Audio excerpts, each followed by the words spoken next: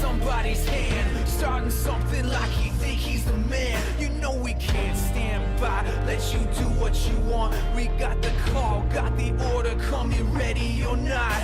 Whatever the threat, man-made or supernatural, extraterrestrial, home or international, we won't discriminate, whatever your name. No, we won't hesitate to bring it like a hurricane.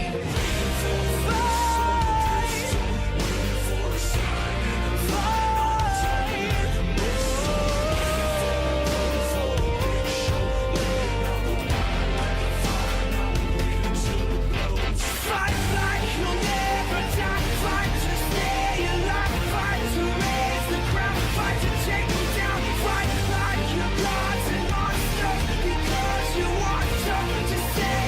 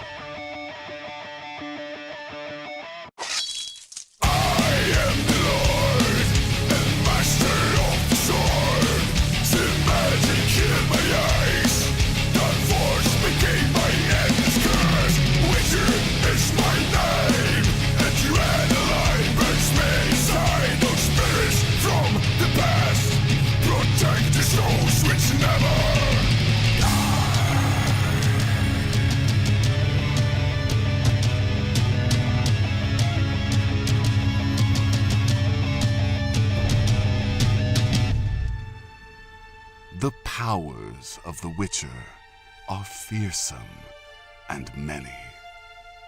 So must it be for those who would stand against the terrifying demons and monsters who roam the continent.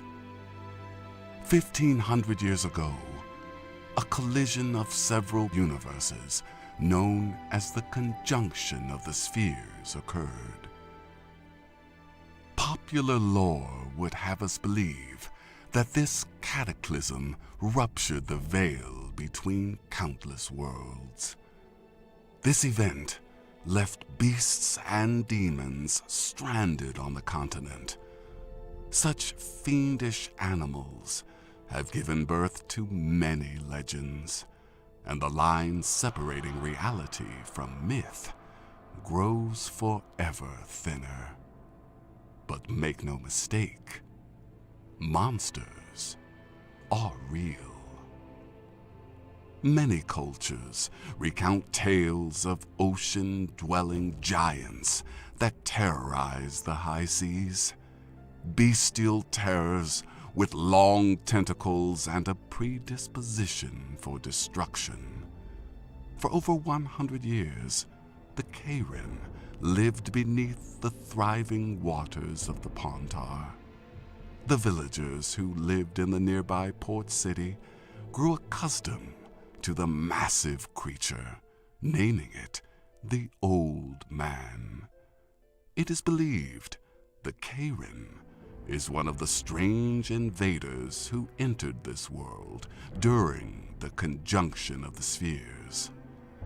The monstrous beast coexisted with humankind for many years, but one day became enraged.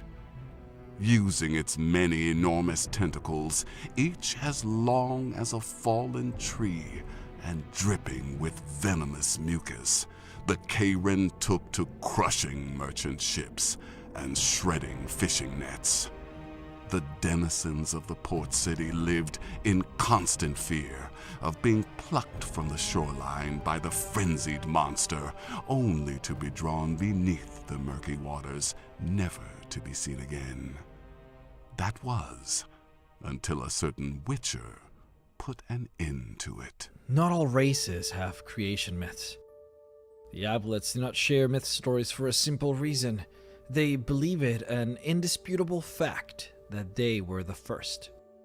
The primal race that existed before nearly all else, second only to the unknowable elder evils that spawned them.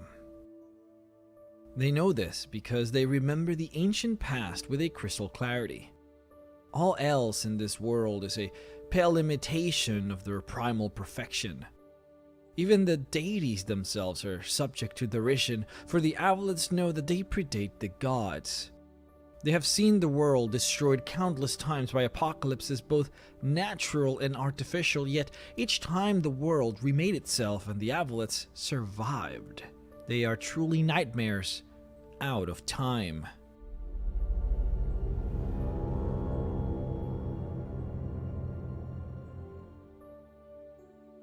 There is much that you probably do not know about the Aboleths, a lot in fact that is not told to us by the Monster Manual. For that we have to go back to some of the older editions and dig for information, but by doing that we will unearth every little secret hidden from us by these aberrations. Now this is an example of a perfect Aboleth specimen, complete with the two large orifices on the side of its body, what is arguably the weakest point in the creature's physiology. We start with this because it is the closest thing that the Aboleth gets to having nostrils, what is essentially the one section of its body that allows it to share senses equating that of a human. See, through these orifices, the creature breathes, smells, and talks. As a mouth, it can produce the gurgling sounds that form the Aboleth language, sounds that as they get more complicated require indeed more mouths. This is why speaking Aboleth as a human is extremely difficult, because for the language to be fully executed properly you require multiple mouths producing multiple different sounds.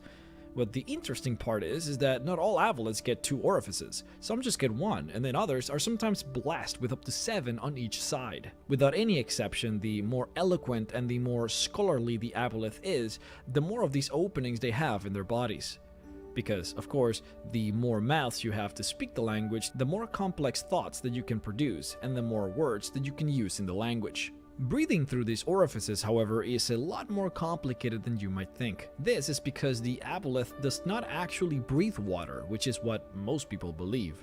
They actually do not have gills, neither do they have lungs. Instead, what they have is one of the most powerful arsenals in the creature's body. What you might recognize as the transformative mucus that always surrounds the aboleth like a slimy cloud. This mucus is formed by the mylothest, a special organ inside of the aboleth directly below the stomach. The liquid gets projected out through the orifices on the sides of the body, and once it combines with the water outside, then it transforms into the odd liquidy slimy mucus. The aboleth breathes by coating its skin using this mucus, to the point where you might even argue that the very skin of the creature could very well be its lungs. When the aboleth eats, part of the food being churned in the stomach is then sent directly to the mylothest instead of the intestines for it to then become the mucus.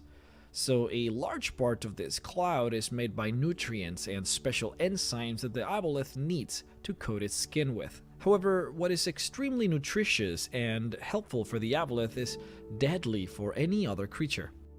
Any land dweller that comes into contact with this mucus goes through a transformative process that leaves it extremely vulnerable to the powers of the aboleth. In fact, if your skin comes in contact with this mucus, it will start changing. Your skin will start becoming translucent and slimy, and your ability to breathe in air to get oxygen into your lungs will be eliminated.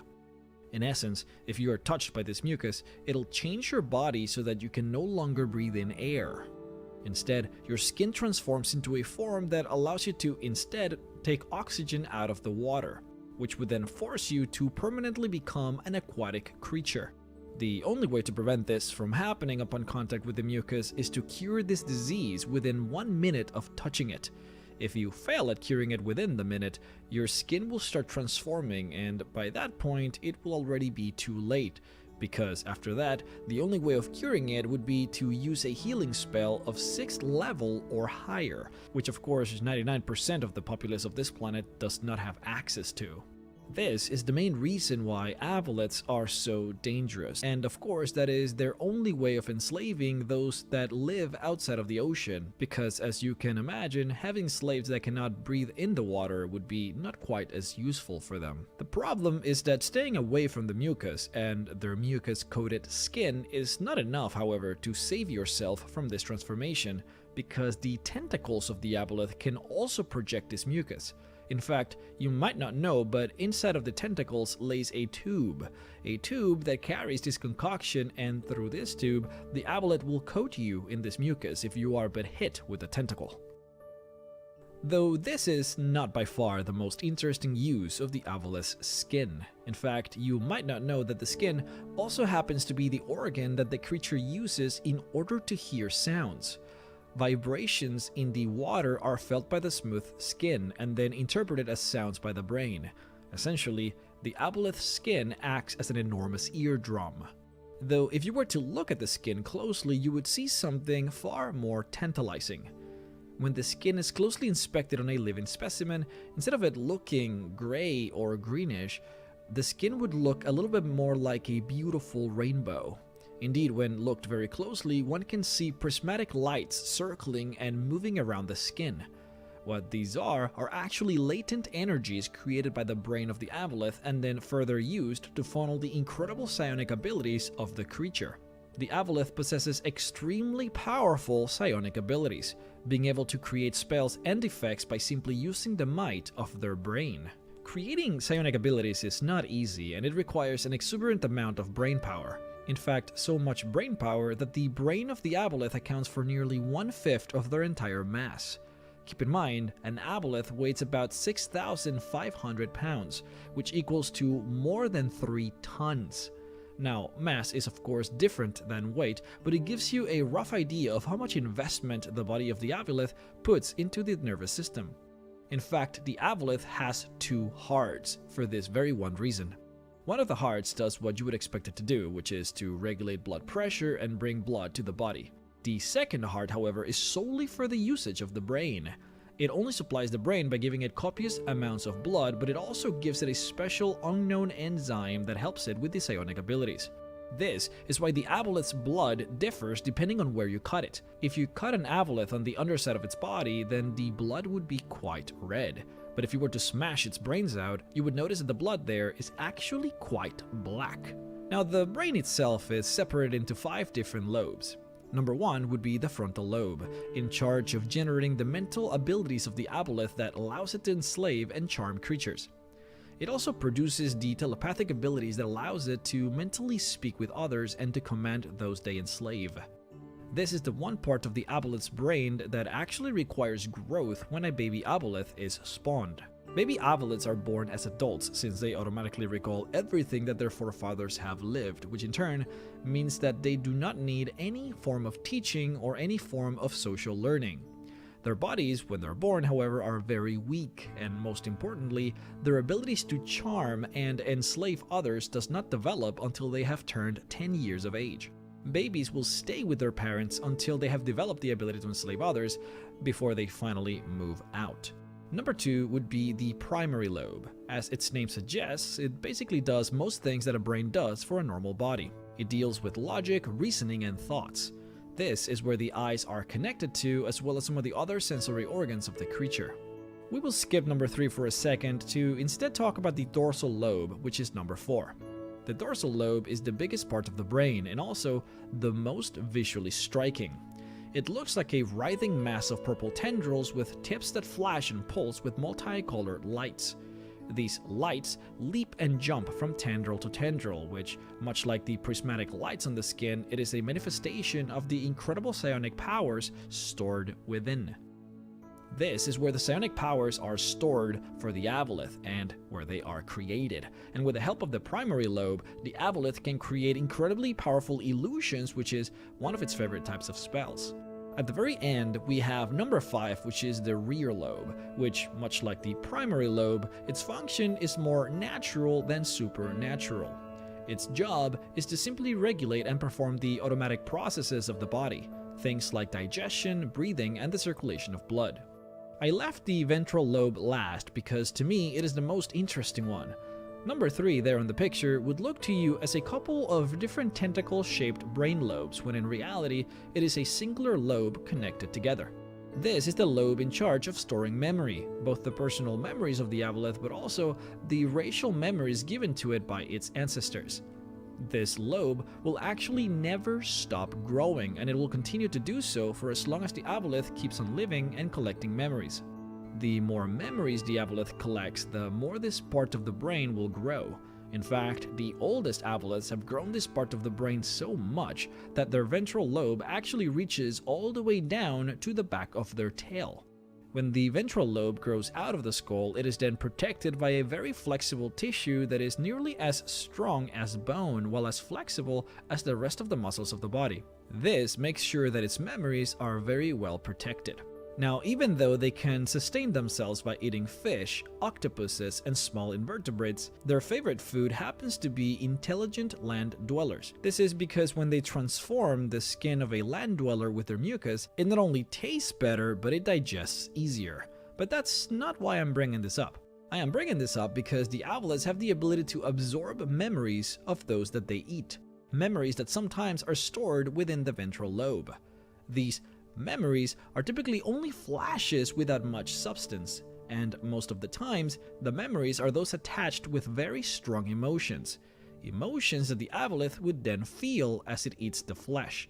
It is in fact considered the height of their culinary experience to absorb these flashes of emotions as they eat, which is why they prefer intelligent emotional beings, such as humans or elves, to eat. Now, after everything that you have heard, you have undoubtedly made the connection that both the aboleth and the illithid have a lot in common, from powerful psionic abilities to their constant desire and ability to enslave those around them. These connections are also felt by the two races, in fact. Aboleths make alliances with illithids more often than with any other race, for two reasons.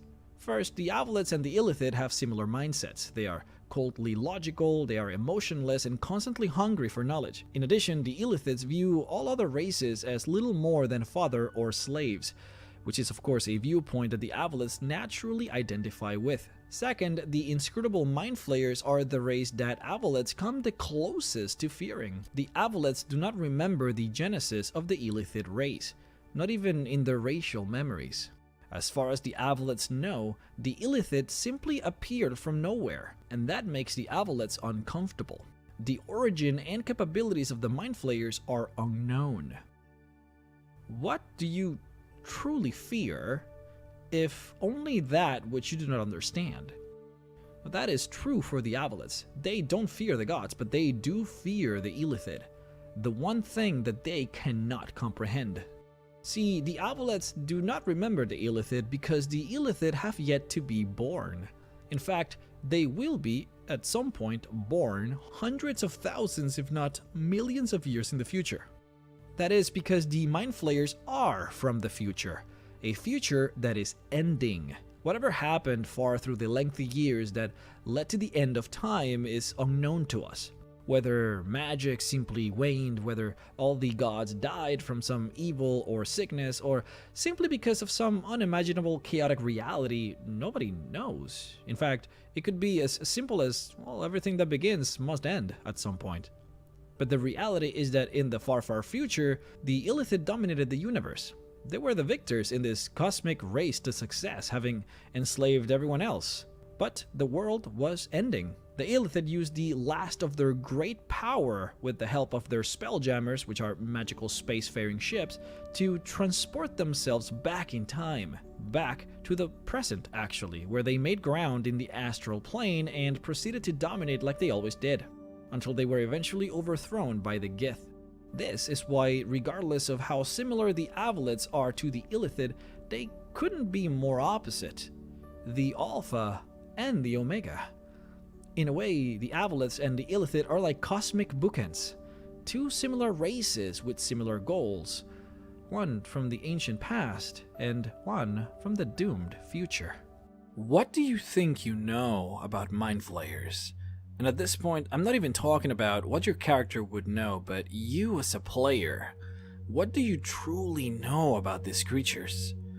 You will be surprised to know not really much, and the things that you do know will turn out to be either false or vastly misrepresented. Let's start with the fact that Mind Flayers are quite obviously not even their true name.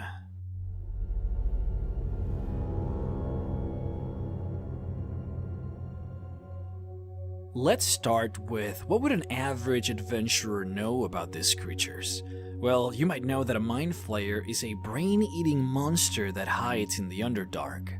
You might know that they have octopus-like heads that they use to grapple onto opponents, using said tentacles to stun said opponents, so that then they can use their circular shark-like teeth to eat their brains out. You might know that they are coated in nasty mucus which sticks to the skin and makes it very difficult to escape their grasp. And lastly, you might know that they enjoy psychic magic, which they use to obliterate their opponent's brains. Hell, you might even believe that they are good spellcasters, since they will throw in a few spells here and there in combat.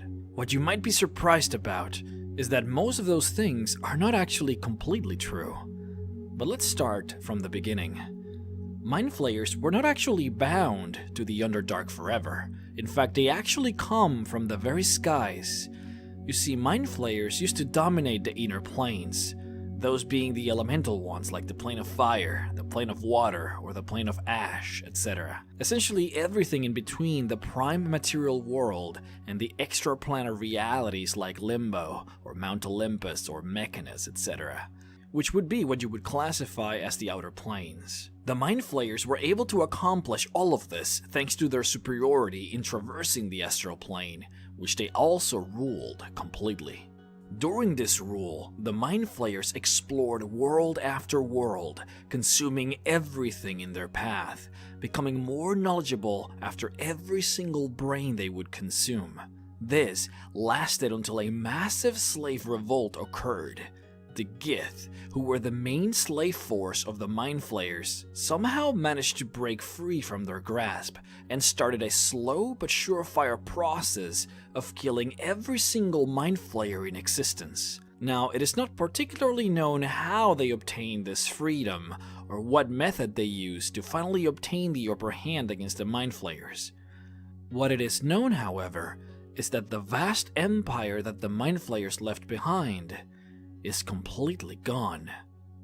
Looking around in the Astral Sea or in any of these previously inhabited worlds would yield no find of the Mind Flayers' presence. The story that is told to us by sages is that the Gith retributed with such ferocity that they went through the process of destroying every single fortification that the Mind Flayers possessed in order to completely wipe them out. Complete genocide was their intent, and they almost succeeded. The Mind Flayers ran and hid in the prime material world, making their last bases deep within the Underdark, where they could not be found. And that is why you find them there, hiding and plotting in the dark. So they were not originally from the Underdark, but what else is believed about them that is false? Well, to start, their tentacles are not actually used to funnel their psychic energies into their enemies in order for them to eat brains with their mouth. In fact, they actually eat brains with the tentacles themselves. You see, inside of their tentacles lies a duct that has the ability to project an enzyme that corrodes both flesh and bone. Once a Mind Flayer gets a hold of your head with their tentacles, they dissolve your cranium with this enzyme, leaving your brain exposed. It is then, with those very tentacles, that they absorb your brain into these ducts. Just how your nose is actually connected to your mouth, like such are these tentacles connected into the Mind Flayer's mouth. So you see, those shark-like teeth are not actually used to open up a hole in your head, but to simply chew the brain matter and consume it after the tentacles do their job. The mucus layer that they possess in their body also has a very sinister ability that you might not know about.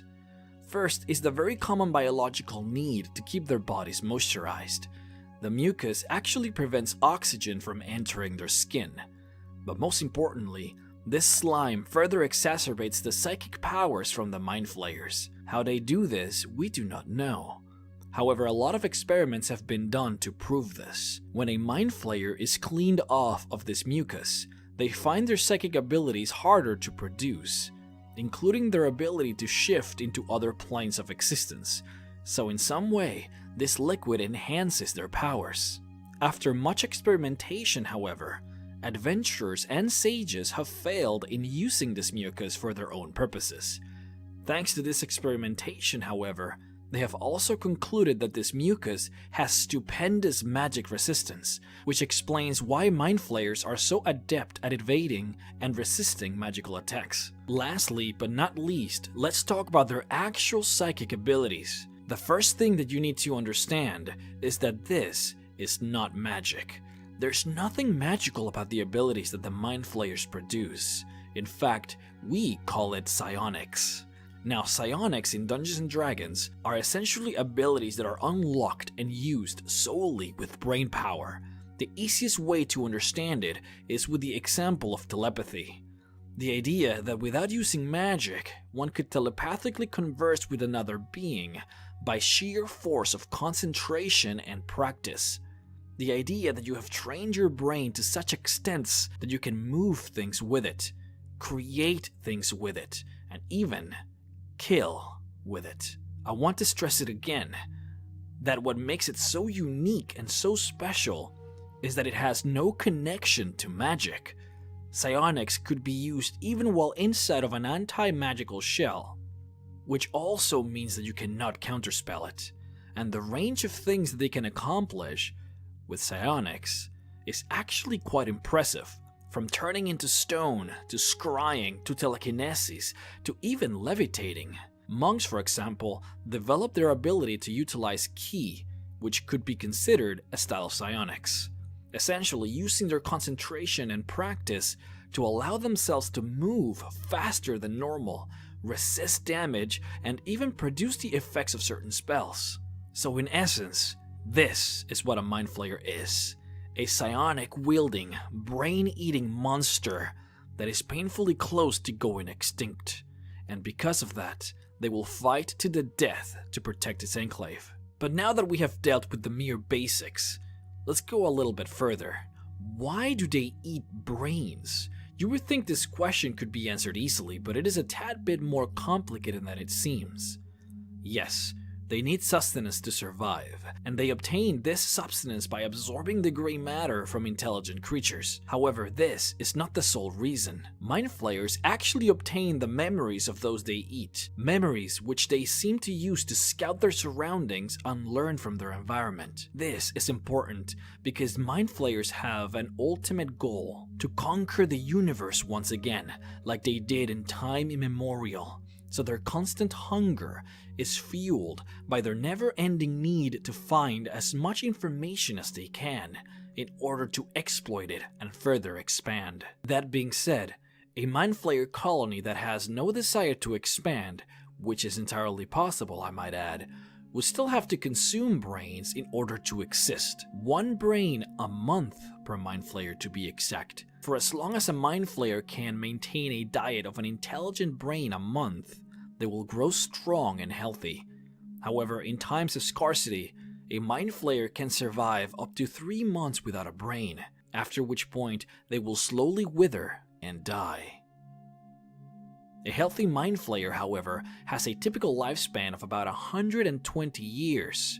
That means at least 120 brains will have to be eaten by a mind flayer in its full lifespan, which makes them extremely cancerous to their environments. Sadly, however, it doesn't end there.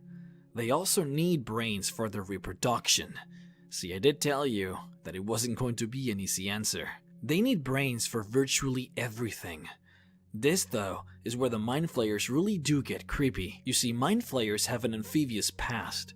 You can tell by the way their skin looks, by their mucous membranes, by their octopus-like heads, and by the fact that they have webbed feet, which helps them swim really fast. This also comes into play when you realize that they lay eggs for their reproduction.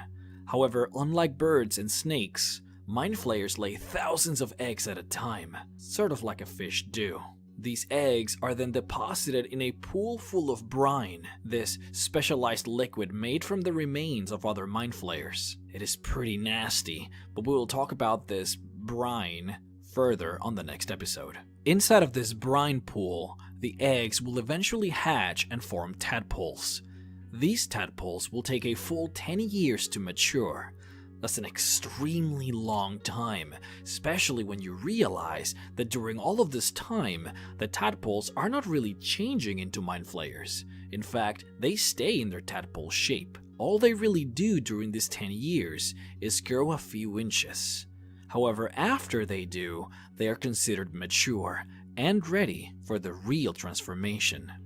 Now, I would like to point out that even getting to this point is extremely difficult for the tadpoles. For you see, inside of this brine pool, it is essentially every tadpole for itself. They will fight between one another for food, and only the strongest will survive. Those that are too weak or end up dying will be consumed by the massive other inhabitant of the brine pool, the elder brain.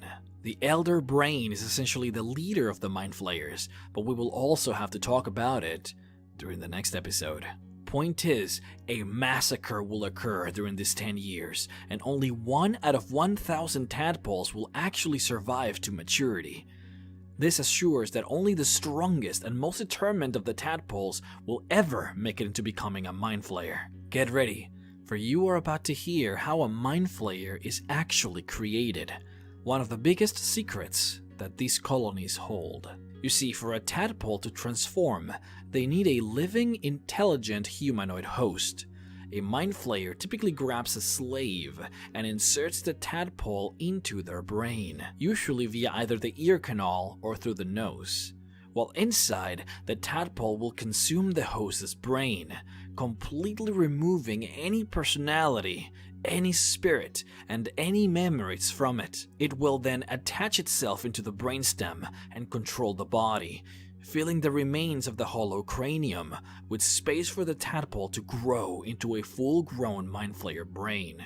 Then, very similar actually to blue slats, the body simply starts the process of slowly transforming into the body of a mind flayer. turning purple and growing the necessary appendages and so on. In fact, you could even say that they combine the process of both the red and the blue slats in their reproduction, using both tadpoles and straight-up mutations. However, it will then take just about 20 years for this new adult mind flayer to enter its prime, though no difference in physical properties will ever be shown, and no remains from the old body will be seen. Whether the old host was a female or a male, whether it was an orc or a goblin, it will not change how the mind flayer looks, except for height and weight. Now, not any intelligent humanoid can be used in this transformation. It is believed that halflings, dwarves, dwergars, gnomes, centaurs, giants, and quatuas are immune to this transformation, and because of that, they are not used by the mind flayers for this purpose. However, humans, elves, drow, Gith, Grimlocks, Gnolls, Goblins, and Orcs are acceptable as long as they are at least 5 feet tall and no taller than 6 feet. They must also weigh at least 130 pounds and no more than 270. It is believed that if the host body is either too small or too large, then the tadpole will either take too long or finish too quick in the process of eating the brain, which would result in the tadpole dying. If you were to infiltrate a colony of mind flayers,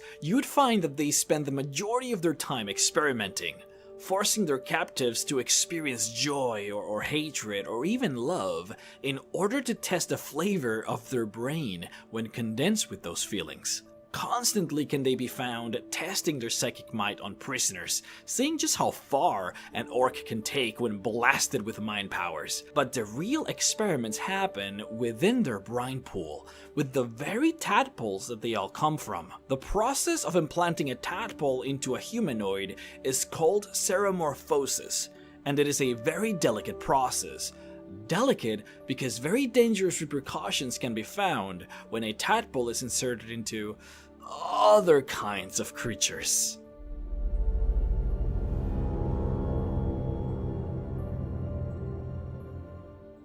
Volo's Guide to Monsters gives us an example, the Mind Witness. When a beholder is stunned by mind flayers and brought close to the brine pool, through the process of seromorphosis, one can turn the usually powerful beholder into a docile version of itself. Half the eye stalks turn into tentacles, which can be used in the same fashion as a typical mind flayer. The rest of the eye stalks change color into a pale, pearly white and lose most of their power.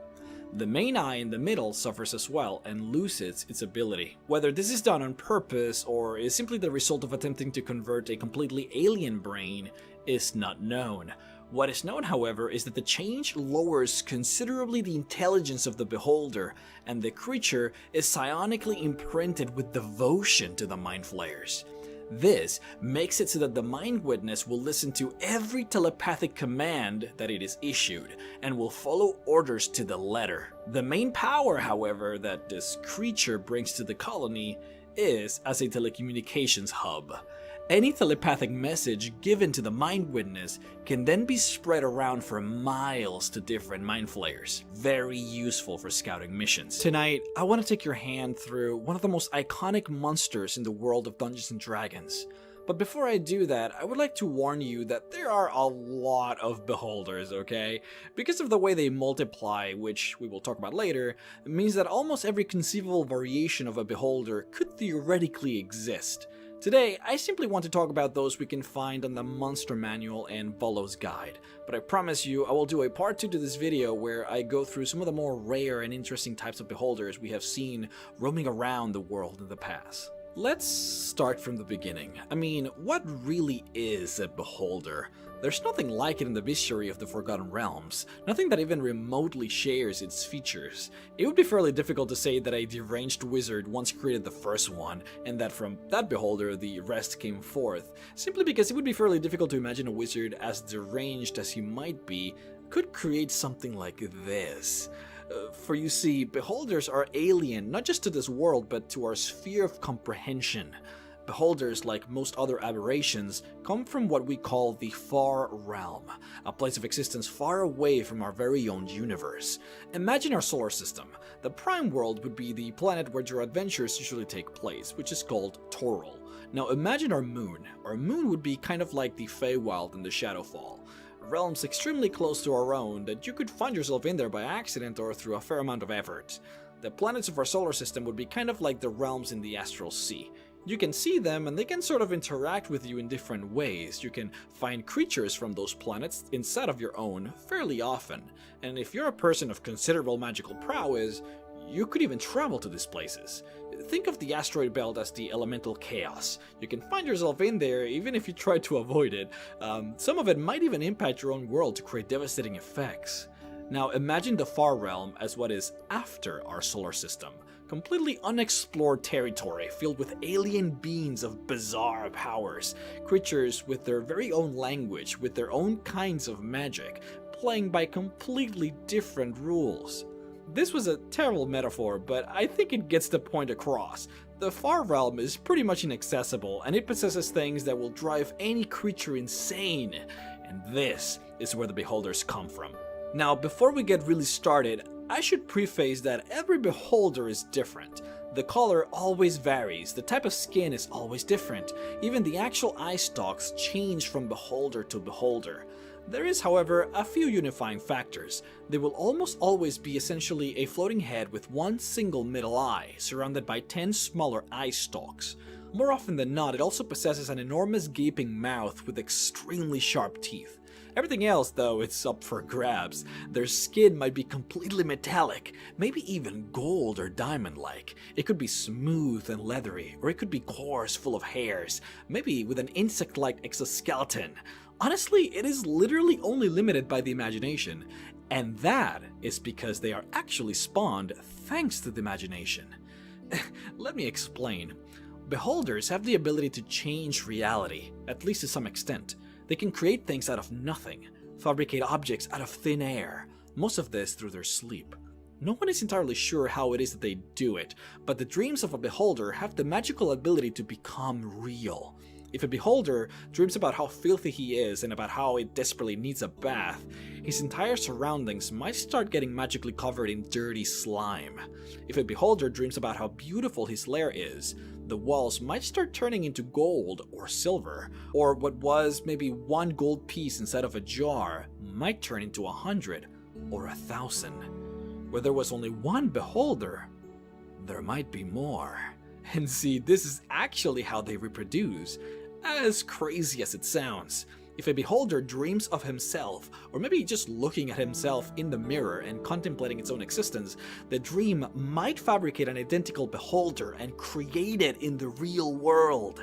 Of course, this usually devolves into both beholders battling each other and one of them dying, but the new beholder could theoretically spawn at a range of about 1 mile from the dreamer, making it possible for both beholders to simply just go their separate ways.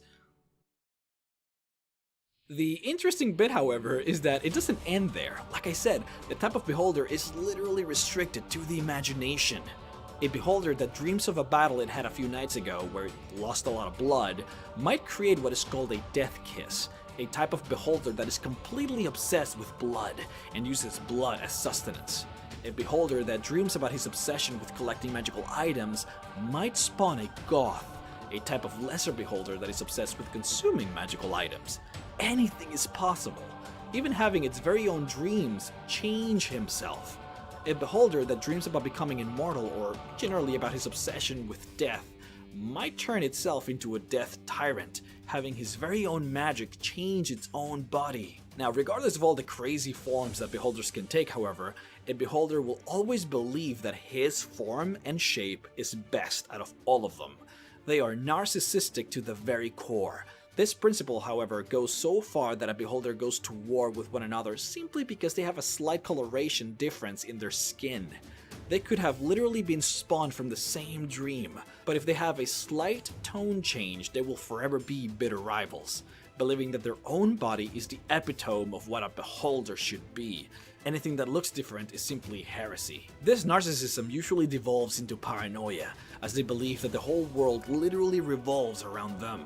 If a rock, for example, falls inside of their cave, it must be because there's someone snooping around trying to kill the beholder.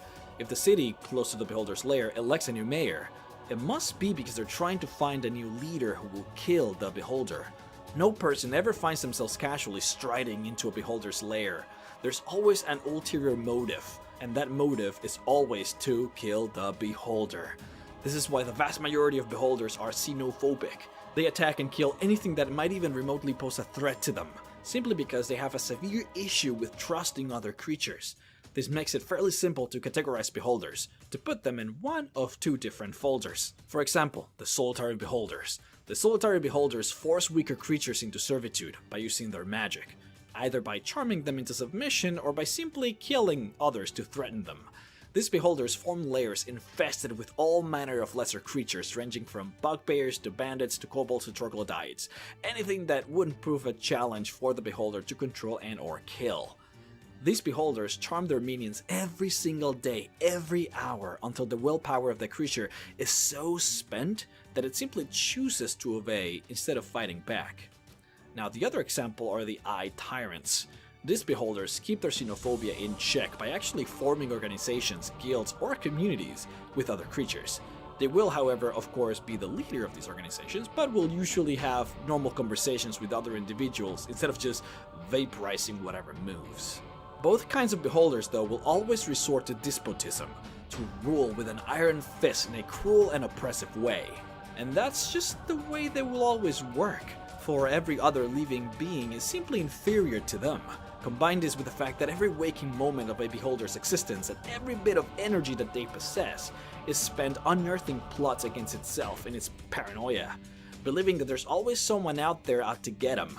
Makes it so that any form of dissent is considered treason and must be eliminated.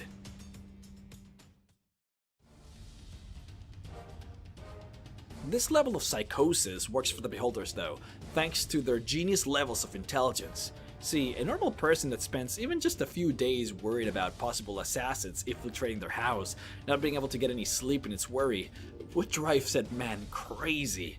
But not a beholder. A beholder has the mental acuity to formulate thousands of plans against any incident. So adventurers are out to kill me, eh?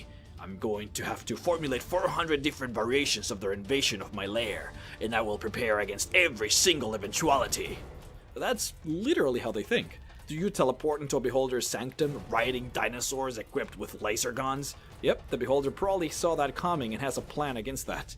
Did you all polymorph into bullywugs, got ingested by a massive toad, and then had said toad magically protected against eye ray magic? Well, the beholder prepared and had just the right anti-magical frog repellent for just that very eventuality. Beholders are like Sherlock Holmes if he was trying to run away from debt collectors. Now, outside of their very impressive intellect and their special object fabricating abilities, what can beholders actually do? How do they even fight? Well, that's the scarier part. See, not many creatures in the world of Dungeons & Dragons have the ability to produce magic without invoking magical words or hand signs. Dragons, for example, can produce fire naturally without having it actually be magic. Anti-magical shields don't work against dragon breaths. It is literally fire being created through the glands in their throats. Any other spell that a dragon convokes, however, still requires it to say the magic words. They are, for all intents and purposes, casting spells. Even those that have innate magics like the drow, who can always cast certain spells regardless of their aptitude on magic, have to say the words. Beholders do not, and that makes them interesting. Beholders have a series of rays that appear from their eyes. I guess we could call them eye magic. Now, this is not a new thing. We know that medusas and basilisks have the ability to petrify creatures simply by having them gaze at them. Beholders, however, can actually choose what effects their eyes produce, and that makes them dangerous. A beholder can put their target to sleep, can charm them, slow them down, paralyze them, inflict fear upon them, petrify them, corrode their body, and disintegrate them. All of these effects come out of their eye stalks in the form of a laser beam-like effect. A beholder even has the ability to manipulate you in the form of a telekinesis style of effect. They can grab you, shake you, throw you up and down, and do whatever they please if you don't have the strength to fight back. Their telekinesis ability is so precise that they literally use this ability as their hands. They can manipulate small objects, shake hands, press buttons, what have you. What's crazy is that they can use these abilities all together. You will seldom see a beholder who simply uses its disintegration ray at you, but instead will try to paralyze you, disintegrate you, and petrify you all at the same time. Nasty stuff. A typical beholder usually has the ability to use 7 different rays at the same time, making any adventuring party seeking to overthrow one to come very prepared or with a very large number of people. Now, these magical abilities only apply for the eye stalks above and around the beholder, but the middle central eye holds an even greater ability. The central eye of a typical true beholder has the ability to completely nullify magic. Anything that a beholder sees gets devoid of what makes it fantastical. Your boots of flying suddenly stop working, leaving you helpless as you plummet to the depths of the cave. Your magical shield that deflects the disintegrating rays of a beholder suddenly stops deflecting. And at that very moment, when your cleric tries really hard to heal your fighter back, he finds himself lacking in power. This is the greatest asset that a beholder has. Let's talk about Death Tyrants. A Death Tyrant is a result of a beholder's dream where it contemplates its own mortality. It's essentially a dream of undeath holding true, where upon waking, the beholder's flesh rots away, leaving behind simply the skeletal figure of himself, with flying, shining orbs taking the form of its eyes. A beholder that transforms into a Death Tyrant retains much of its powers and magic upon changing, with one major difference. Instead of the anti-magical properties of its massive middle eye, a more sinister power awakens. A Death Tyrant's gaze has the ability to negate any recovery or healing whatsoever. This means that your skin stops regenerating, your muscles never stop aching, flowers stop blooming, the baby in your womb stops growing. The very essence of growth and recovery just stops. The positive energies that suffuses the very world just cease to exist in that specific spot. And when that something dies, it comes back different. An entity that dies while under the gaze of a Death Tyrant comes back as a zombie under the complete control of the beholder. This control, however, is far more powerful than any wizard's. You see, even an extremely powerful necromancer can only hold control of a certain number of skeletons or zombies at a time. Now, this number sometimes varies, from 16 zombies to maybe even a few hundreds in extremely rare cases. And even in those very extreme cases, the wizard must use its own magic to maintain control, a process that takes power and constant time. A Death Tyrant does not need to do any of that. Whatever creature falls under its gaze, it's forever bound to obedience, regardless of how many skeletons are already under the sway of the beholder, which means that an army of a few 100,000 under the servitude of a Death Tyrant is but an easy feat to accomplish. For encountering any true beholder, you should always be afraid of what it might throw at you. Its magical rays will undoubtedly be a problem for you, but their main gaze will always be the trickier problem. For you see, as beholders get created, there's a chance that they will be different. Yeah, beholders can change in color, skin style, mannerisms, hell, some might even form claws or appendages. But usually they will have the same powers, you know, eye rays and that blasted anti-magical aura. Some beholders, however, get created differently. An example of this would be both the Eye of Flame and the Eye of Frost. Still considered to be true beholders, these two get created with pretty much the sole ability to create their corresponding element. Again, all you need to be considered a true beholder is the main eye, the floating sphere factor, and the 10 eye stalks. Everything else is pretty much up for grabs, including the actual abilities that they possess. In this case, for the Eye of Flame, is the ability to create fire. The Eye of Flame can produce extremely powerful rays of fire from its eye stalks, by losing its ability to pretty much do anything else. Now, it still retains the ability to produce a telekinetic power from its stalks, and some might even say the ability to create fear is still possible, but everything else is gone. On the other side, the Eye of Frost shares very similar features, of course, but on the side of ice. Now, not much is known about these Eye of Frost beholders, as they lair in places seldom visited by traditional folk, but it is said that they are covered in layers of ice that protect them from physical combat. but the Eye of Fire and the Eye of Frost possess the ability to weaken enemies against their element with the gaze of their middle eye. With the Eye of Fire's middle eye, removing any resistance to fire and making things combust rather easy by just looking at them. And the Eye of Frost making ice take hold rather exceptionally, almost obtaining the ability to petrify creatures with ice in a matter of seconds. As interesting as true beholders are, I find the most fascinating transformations are in the Beholderkin folder. These do not share many of the factors that make beholders, well, beholders, but are still created by beholders. They might even look the part, but have interesting, albeit unusual distortions, and let's go through a few of them. A death kiss might spawn from a beholder's dream that has to do with blood in one way or another, either because the beholder is dreaming of vampires or because it's dreaming of a long hard-fought battle against adventurers where the beholder was left bleeding profusely. A death kiss, instead of having eye stalks, it has tentacles with sharp teeth at their ends, which the death kiss uses to latch onto creatures with the purpose of absorbing their blood. You see, a death kiss sustains itself simply by absorbing blood from other creatures. This blood then is used to generate electrical energy inside of its body. This makes the death kiss extremely dangerous to fight with melee weapons, as the entire inside of their body is cursing with powerful electrical currents that will jolt any who pierces the skin. Instead of being paranoid about someone being out to get him, a death kiss becomes paranoid about simply dying out of hunger. Because of this, the life of a death kiss revolves around finding creatures to kill and absorb all the time. The lair of a death kiss will typically look like a graveyard of rodents and small animals, completely absorbed of their inner juices. Death kisses tend to retract their tentacles into their bodies and float like a levitating orb. This tends to surprise their enemies as they unleash their tentacles to attack, which makes it very difficult to tell exactly just how long their reach actually is before it's too late. Now, death kisses, however, lack a mouth, so instead they use the holes on their tentacles to speak, kind of like a throat of sorts. And those who have fought death kisses claim that their voice is somewhat nasal and high-pitched.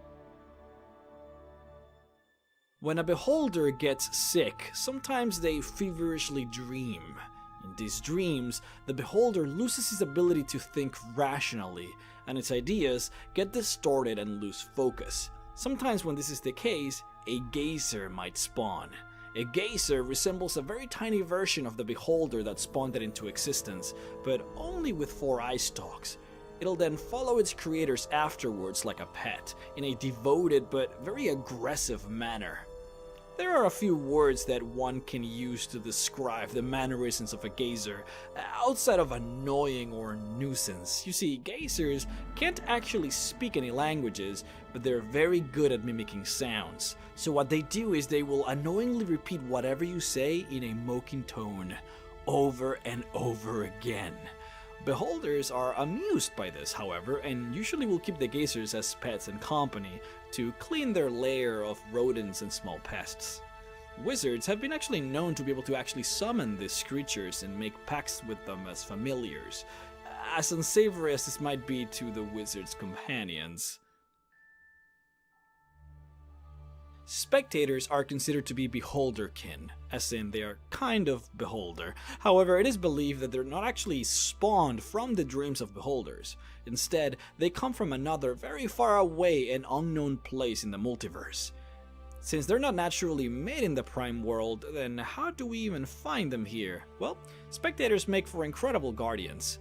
They can be summoned thanks to a magical ritual that requires 4 beholder eye stalks, a magical ritual that binds the spectator to protect a specific location. The spectator is then bound by magic to protect said location for 101 years, only allowing you to enter said location or whoever else you designate. Unlike true beholders, spectators are very cordial and will usually converse with individuals who find them. However, said individuals will almost always find them to be crazy. Very rare will you find a spectator who retains its sanity after endless years of servitude, all alone in a dungeon guarding a treasure. Not everyone knows how to perform this summoning effectively, however, and those who screw up in the process might instead summon a goth on accident something that said wizard will seriously lament. Why? You see, a goth is a hungry and tyrannical beholder-like creature, whose main object of sustenance is magic itself.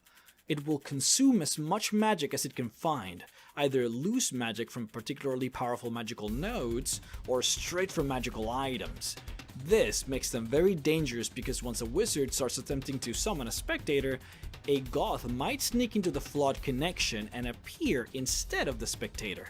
Now said goth might pretend to be the spectator, hoping to be said to guard a trove full of magical items, which of course it will consume and devour once the summoner is gone. Save that, the goth might even attempt to fool the summoner into believing that he is actually a beholder, since they can be fairly similar. However, there are a few easy ways of telling them apart. A goth will have 4 of its eye stalks be tentacles instead of eyes. It will also have multiple eyes surrounding the middle central eye in fleshy cartilages. Once free to roam the world, however, the goth will attempt to continue to consume magic as much as it can, since being starved from magic for a few weeks will send the goth back into the realm from whence it came. Another interesting variation of the beholder is what we call a blood-kissed beholder. This is essentially a reanimated beholder, twisted in shape by the necromantic magics used in the resurrection ritual. It has features very similar to that of the Death Kiss, except that it simply consumes blood as a method of defeating its enemies. For all intents and purposes, a blood-kissed beholder is an undead creature and does not require food to survive. Much like the Death Kiss, however, it also possesses the ability to produce sound from its tentacles. However, instead of communicating, it can produce a high-pitched, deafening scream from its orifices that can daze all who hear it, and even produce damage on the brain by the sharp sounds. Now, that being said, it is also possible to simply reanimate a beholder, much like how it used to be in life, all together with the eye rays and all, but that would just be boring, right? There is, however, one more beholder-like transformation that I do want to talk about. Now bear with me here. So far we have found that arguably the most powerful type of beholder is the Death Tyrant, but there might be more powerful variations out there that we don't even know about. But what could possibly defeat the most powerful beholder? Well, I do have an answer for that. What about a beholder that can manipulate the most powerful beholder? What about a beholder that can manipulate 20 of the so-called most powerful beholders? See, this is where the Hive Mother beholders come into play. These have the magical ability to enthrall and dominate other beholders to do her bidding. But I want to talk about a specific transformation that not just possesses these powers, but might even be more powerful than that. The Overseers. This large mass of flesh, vaguely in the shape of a tree, even though it's not a floating head, even though it does not have a central eye, is very much still considered a special type of beholder. You see, it possesses its eye stalks as sort of like branches in this gelatinous-like body, various mouths that cover the core of the bottom of the body, and tentacles to grab and attack those who dare get close. Overseers possess eye rays far more powerful than traditional beholders, seemingly being able to create elemental rays such as lightning and freezing rays. It's incredibly resistant to magic, allowing the Overseer to simply deflect spells that are cast against it.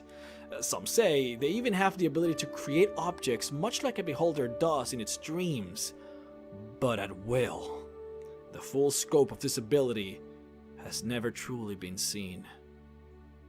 But most importantly, an Overseer has the ability to completely dominate and control up to 20 beholders, forcing them to dance at the Overseer's tune.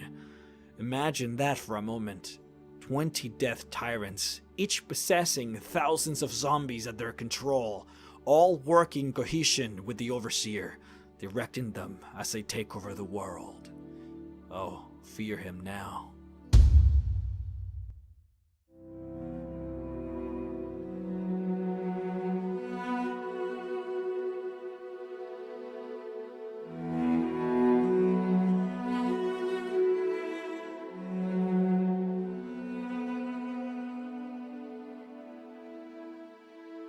Have you ever watched an Elder Scrolls lore video Have you ever pondered on a theory about your favourite video game series?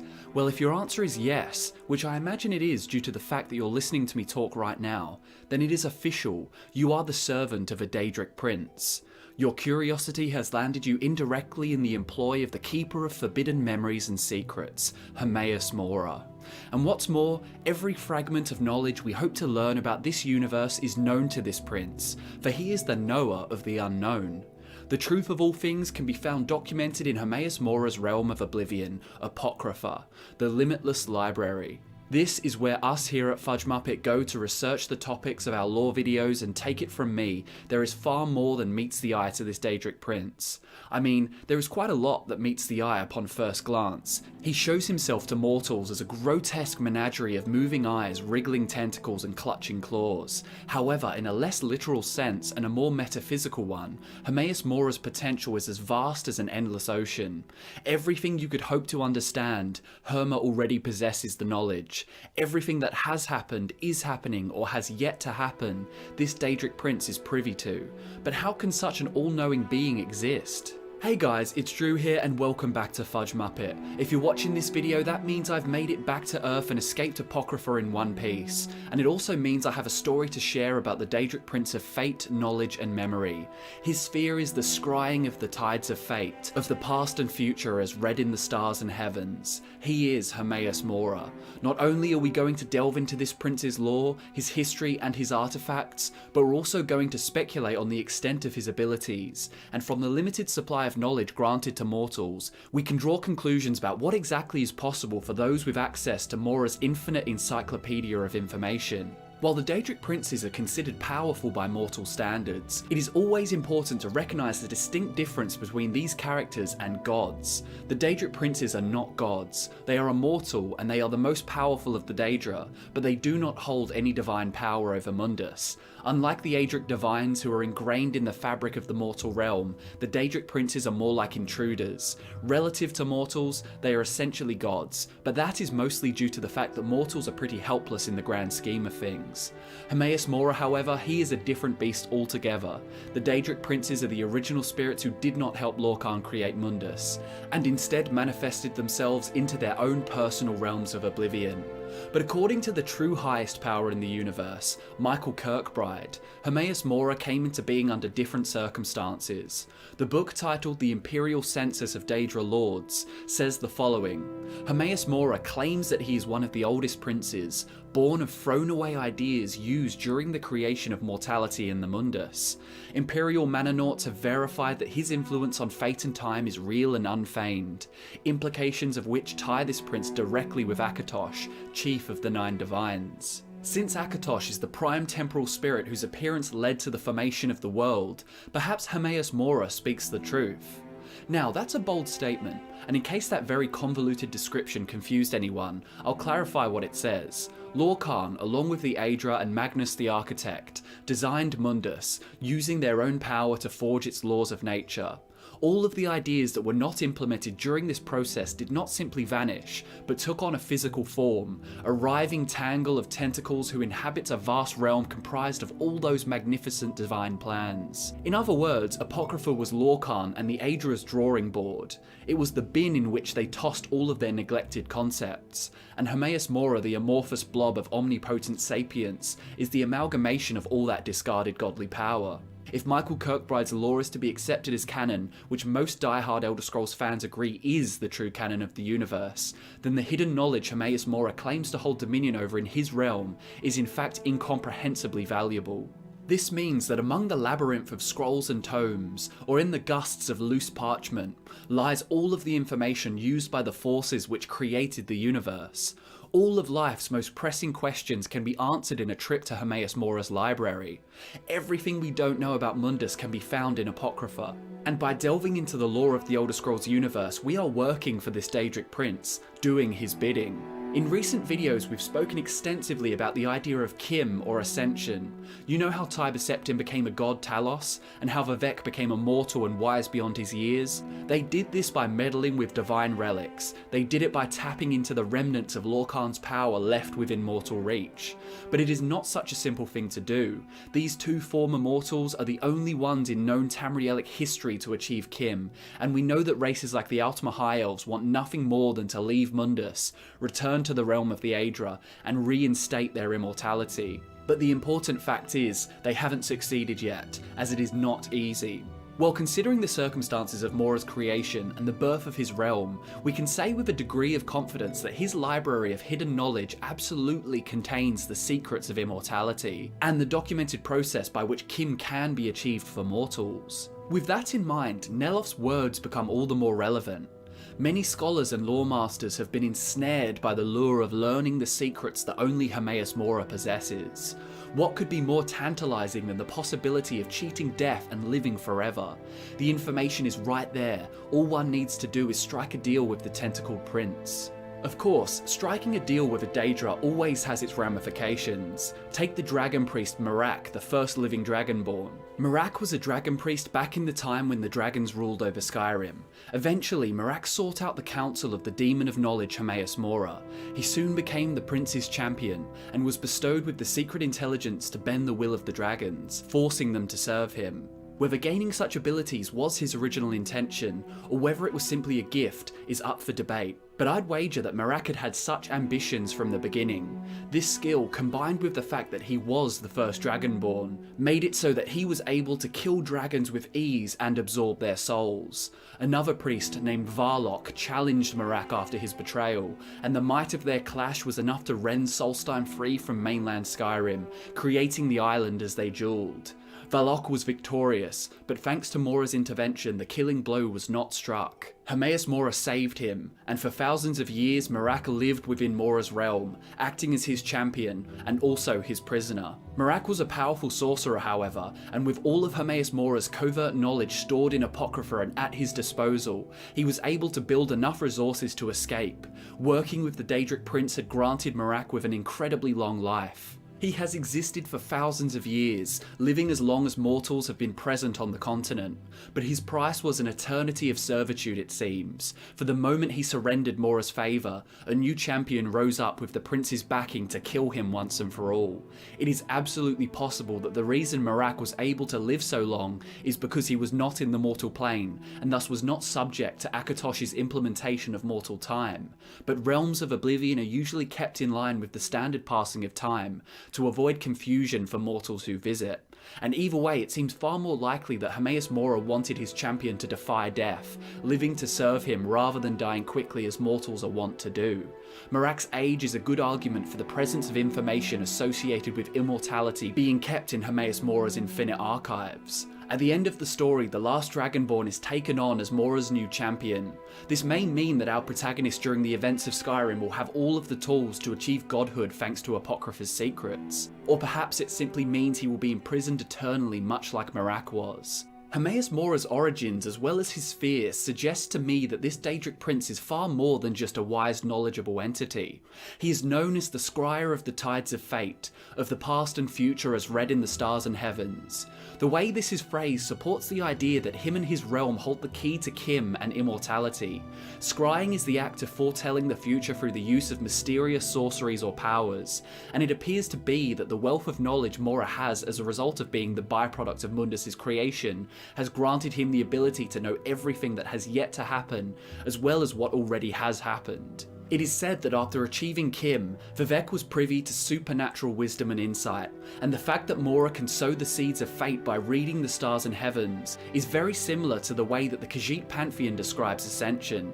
If you saw our recent video on the moons, you'll know what I'm referring to. The Khajiit spiritual leaders called Mains see visions of the future when walking the path of Jode, or Massa as it is commonly known to other races on Tamriel. So it seems as though Hermaeus Mora's ability to see the future is tied to the mortal understanding of immortality and ascending to godhood. The Daedric Prince has proved willing to disclose such significant information over the eras, and through the eyes of legendary heroes we can see these secrets firsthand. I'm talking about his Daedric artifacts. The Ogma Infinium, his most well-known artifact, was written by Xerxes, the scribe of R.E.D. We know that R.E.D took part in the creation of Mundus, for it was he who punished Lorkhan by firing his heart into the sea, and therefore it appears that Xerxes wrote the Ogma Infinium with the help of Hermaeus Mora. It was named for Xerxes' wife, Ogma, who was created by Xerxes from all of his favourite moments in history. Anyway, the contents of this tome grant the reader near demigod-like powers. Similarly, he also has his black books, which operate much like the Infinium, granting the reader inhuman powers. The Infinium is near impossible for a mortal to decipher, and the ramblings inside the black books do not tell much about the powers they bestow, but there are some giveaways hidden within the tomes that connect Hermaeus Mora's knowledge to achieving godhood. The Daedric text in the Ogma Infinium is laid out among various diagrams, most notably one which appears to be a wheel. But what does this mean? Well, the wheel represents the structure of the universe. Not just Mundus, not just Oblivion, but the entirety of the universe. The spokes are the divines. The divines gave their power to creating Mundus, and this physical manifestation of their power is referred to as the Earthbones. The rim of the wheel is Aetherius, the realm of the Aedra. The centre of the wheel is Mundus, the mortal realm, and the gaps between the spokes are the realms of Oblivion. What's more, and this is where things get a little crazy, one of the Black Books refers to the term Godhead. In the Black Book, Waking Dreams of a Starless Sky, it mentions mantlings, which is another way of saying Kim, and then it says Godhead. The Godhead is believed to be the grand creator of everything. The Godhead is the dreamer who thought up the universe. A mortal who achieves Kim is like a character in a dream becoming lucid. You're a figment of the imagination, yet you have the arrogance to still consider yourself an individual. Therefore, someone who achieves Kim can change aspects of the universe while still existing as a tangible living thing in the universe. That's as trippy as this video will get, I swear, but that's basically what Tiber Septim did when he transformed the natural composition of Cyrodiil, turning it from dense jungle to flat verdant plains. So with all that insane information at hand, we can draw some conclusions about Hermaeus Mora. He is very different to the other Daedric lords as he is not a separate entity to the mortal realm. The other Daedric princes refused to help create Mundus, whereas Hermes was literally born from the leftover ideas of the creation process. In spawning this Daedric prince, Lorkhan, Magnus and the Aedra left behind an all-knowing being, and that all-knowing being lives in a realm composed of every piece of knowledge there is. Such forces should not be accessible to mortals, yet we know firsthand that he has bestowed forbidden information to mortals multiple times throughout history. A trip to Apocrypha could arm the traveller with an understanding of the entire universe. They could learn the answers to all of life's unanswerable questions, and they could do it all without having to meddle with the heart of Lorkhan. But you best be warned should you try to infiltrate the realm of Apocrypha, that here, where spiralling pillars of books jut into the sky, and mazes of parchment and black leather-bound books sit in a simmering sea of viscous ink, danger lurks everywhere. If you wander into the dark corners of the paper labyrinth, you'll meet with certain death, and you'll join the ghosts of countless curious mortals, left to haunt the realm forever. Everything that was, is, and will be can be learned from Hermaeus Mora and his endless library. So just know that every lore video Fudge Muppet makes between now and the end of time was already predicted by this fascinating prince.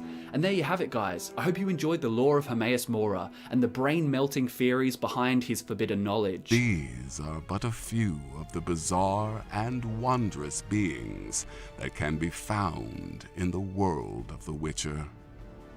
There are creatures that roam the continent so outlandish, one cannot possibly hope to defeat them on their own.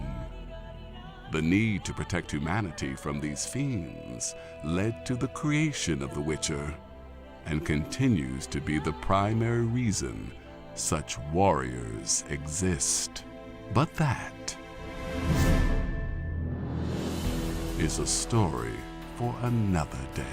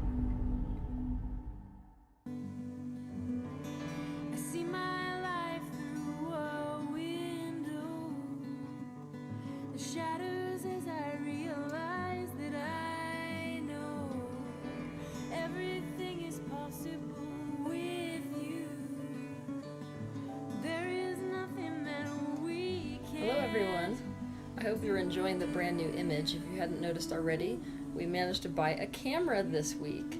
So nice manifesting, everyone. Some of you who know me will might laugh at this because everyone knows that I have not the best vibration relative to technology. So let's hope this image turns out as good as I hope it will. Today we're going to speak to the brain. What we're going to speak to the brain about is Akashic records. The Akashic records are a symbolic representation that the brain uses to represent the fact that every thought which has ever been thought exists. The Akashic record is the collective consciousness. It has been referred to as the mind of God, which as such happens to contain the information or the energetic vibration of every thought which has ever been thought in any and all universes that have ever been since the first division of oneness or source. It also contains a bit of future. What I mean by it contains a bit of future is, from where you stand right now, you have paths of probability which extend past your lifetime. The future is always a vibrational match to the present. And so if you change a thought in the present, the future paths change. So what exists in the Akashic record relative to the future is just probabilities which stem from your current vibration right where you stand in your life at this very moment. When we in human consciousness often think of this storage of thoughts, we associate it with a library because that is what we in our human lifespans see as a collection of information. So often when people visit these nonlinear dimensions, the experience of being there is being pulled into linear understanding. So that which is nonlinear is being formatted in a linear way by the brain when you come back into third dimensional reality. So it's a linear understanding upon re-entry into third dimensional consciousness, and the entire experience is interpreted as sorting through records or images, so an image library of sorts. As some of you may have noticed, you can't get experts in any field to agree.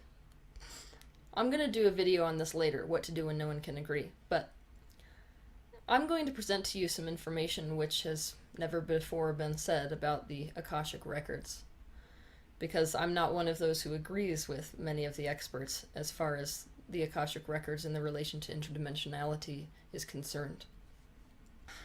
Conceptualizing of dimensions is something that the brain is concerned with. It's not something that the spirit is concerned with. But for the sake of the brain and explaining Akashic records, it's behoove us to go into the understanding of dimensions. As I've said before, dimensions are divided in terms of vibration. They're not a spatial concept. It's our brain which is meant to deal with space and time, meant to format wave function into space and time, that is really telling us that their dimensions are existing anywhere other than in the now. In reality, all dimensions exist on top of one another in the same space. They're just different vibrations overlapped one on the other. So you are existing on all dimensions at all times. In my opinion, the Akashic records don't represent one dimension. That's what many people say. There's usually a consensus that the Akashic records exist on the fifth dimensional, or this kind of thing. But I don't think information is stored on one dimension or another dimension. So the way that it really works is that information is stored on the dimension which it corresponds to. So you could think of the entire Akashic record as a giant library, and let's say this library is source. Even though right now, as you're thinking about a library, you're probably thinking about a building. That's because the brain can't understand the concept of no beginning and no end, and it can't understand the concept of no borders. But if we're going to talk about the Akashic records appropriately, we've got to give the brain something to latch onto. So let's call source the library. That's the ultimate dimension. all the dimensions within this library could be seen as different levels within a library. Just like when you go to a library, there's floor 1, floor 2, floor 3. The different dimensions could be seen as these levels in the library. And there's different information relative to each level. So, each successive floor in this library is more expansive than the floor below it. So each successive floor contains all the information in the floors below it, including new information relative to the expansion, or the expansive totality of unity consciousness. Accessing the Akashic records has to do with you increasing your vibratory rate so as to be a match to one floor, and then the next floor, and then the next floor, and so on. Alright, I'm going to give you an example. In the fourth dimension, which is the one just outside the third dimension, we have access to every thought which has ever been thought relative to this single lifetime, from your birth to your death. It also contains your thought form, which is basically the energetic self-concept you have of you, which is why when you get out of body in the fourth dimension, you will experience your energy body, which is an energy duplicate. It is an energetic duplicate of the third dimension, but it contains, the fourth dimension contains every thought which has ever been thought relative to your one lifespan. This third dimension is moment to moment. So even though our brains can conceptualize of the fourth dimension, that's why we have any concept of time. But the third dimensional reality is a moment-to-moment reality, meaning that all that exists is now, and now, and now. In the fifth dimension, every possible timeline from the single point that you've chosen for your third dimensional life exists. The symbology I like to explain with this is, if any of you have seen the movie Sliding Doors, in the movie the woman experienced missing a train. So the movie takes off on two different probability paths. In one probability path she makes this train and her life changes accordingly. And in the other one she misses the train and then her life continues along this path accordingly. So in the fifth dimension you have all of the timelines which are possible for this single path which you've chosen from any point in your life. So that means not just from where you stand right now, but also all the probability paths which exist since you were born. As you can imagine, this is such a huge totality of information that the third dimensional brain has absolutely no way of formatting this for you in an understandable way. So, within the timeline from your one birth to your one death, the fifth dimension contains all possibilities within that one path. You are collapsing the waves of probability in the fifth dimension into a fourth dimensional timeline. That is what you are doing to form your concept of your one life and the one path which has been taken by you in your physical life. In the sixth dimension, you are unlimited by space and by time. And so you can instantly experience a new timeline within that fifth dimension from any of the probabilities in the fifth dimension. So instantly you could switch to the outcome of what would have occurred if something back in your infancy had been totally radically changed. So if one of the probability paths that you didn't end up taking from a point, say, in which you were 6 months old, you could chase that all the way to the end and instantly experience the end result of that particular probability path. In the seventh dimension, the sixth dimension is treated almost like a single point. So there is no timeline anymore. The sixth dimension is one point where all possibilities in terms of timelines in our universe and all possible endings for our universe are contained. They are contained in the single point called infinity. So all possible timelines which could have or will have occurred since the birth of this universe, since the Big Bang, are contained in the seventh dimension.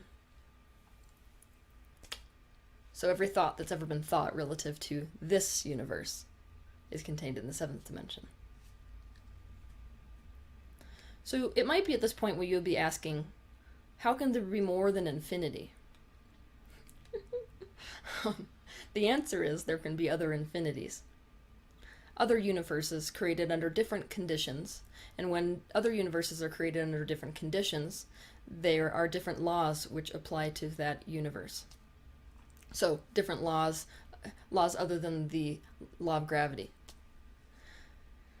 So in these other universes and other infinities, the laws are not the same. The basic laws are not the same, because the initial conditions creating those universes also aren't the same. So in the eighth dimension, that's where you begin to have access to the infinity relative to this lifetime of this universe as it relates to the infinity of another universe or other universes. In the ninth dimension, you have access to being able to instantly experience any probability path from any timeline of being in any universe instantaneously. So when you're entering the 10th dimension, many of us like to refer to the 10th dimension as the most expansive level of the library. So this is the top level. What you're going to be experiencing with the 10th dimension is all probabilities of all universes in the 9th dimension. And all of those probabilities of all the universes in the 9th dimension are treated now as a single point. So we could go even further than that. When you go even further than that, you kind of have the walls of these library, which aren't walls at all. So instead of being the levels within the library, we're now the library itself. Difficult for the third dimensional mind to conceive of, I understand, but when we're outside the 10th dimension, beyond, you are entering the 0 point field. So in the 10th dimension, all universes from the 9th dimension are treated as a single point, and in the 10th dimension, past the 10th dimension, you don't even have a point. What you have is this 0 point field, which is a sea of probability waves, which we would call source. That is the totality of collective consciousness, not the expressions of that consciousness. So it's important to understand that when we're exploring Akashic records, most people are referring to a seventh dimensional experience. That is the frequencies of where past lives exist. So that would be the totality of probabilities which have occurred for one soul from its origin in this universe to its end in this universe. So it exists as sort of an energy record, a seventh dimensional energy record. So when most people are referring to this Akashic record, they're talking about a seventh dimensional experience. But I think it's more important to understand that when we're talking about the Akashic record, it contains much more than this. That's just one level of the library which you're going to. And if you're interested in past lives, the librarian, whoever that would be, would say go to the 7th floor, the 7th dimension. Like anything, you're limited by your beliefs. Most especially when we're talking about the Akashic record, because you access information in the Akashic record, or these energetic frequencies, by becoming a match to those frequencies first. So you have to, A, believe that they exist. B, you have to believe that you can get there. C, you have to structure all of your belief patterns so as to let go of third dimensional reality in order to be a match to the Akashic record.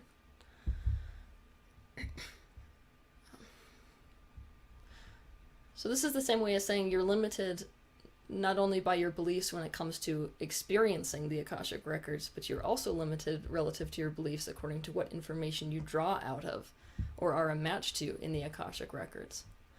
So those people who raise their frequencies higher and higher are a match to higher levels of the library.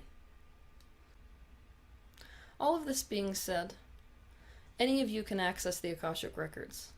It is a natural byproduct of raising your frequency, which is what all of us in the spiritual world are harping on. The more that you clear up your darker aspects, the more you do your shadow work, the more you face in the direction of what feels good, the more you're going to be a match to more and more information relative to the Akashic records. I understand that it might be really hard to to conceptualize of dimensions, because your brain is a tool which is meant to be an interface for the third dimension only. But it is my promise that the more meditations you do and the more out-of-body work that you do, the more you will understand this concept of your own frequency being a match to the interdimensionality of this universe. And Akashic records will become an experience for you rather than a concept, which is what we're really looking for. Because once it becomes an experience for you, this information will be very real, and then you can access all information which has ever been known, and all thoughts which have ever been thought, throughout the beginning of all universes, within the totality of this mass consciousness, which is Source. In this whole creation, we are just a small speck. Each one of us is in search of good health, peace, knowledge, prosperity, harmony, and overall a happy and blissful life at all given times and situations. Each and every person strives hard to achieve this state. But can this really be achieved? Yes, this can be achieved. All this is possible only by understanding cosmic energy and self-knowledge.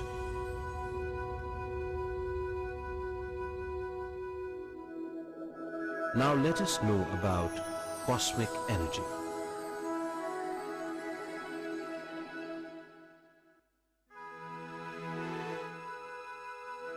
The cosmic energy exists everywhere in the cosmos. It is the bond between the galaxies, the planets, humans, and molecules. It is the space between each and everything. It is the bond which keeps the whole cosmos in order. Cosmic energy is the life force. This cosmic energy is essential to maintain the order of our life and to expand our consciousness. Cosmic energy is the base for all our actions and functions.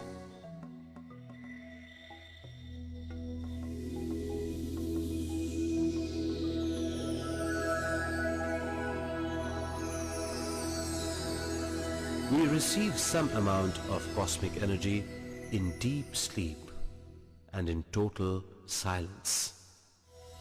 We are using this energy for our day-to-day activities of our mind, like seeing, speaking, hearing, thinking, and all actions of our body. This limited energy gained through sleep is not sufficient for these activities. That is why we feel exhausted, tired, and tensed. This leads to mental and physical stress and all kinds of illnesses. The only way to overcome this is to get more and more cosmic energy.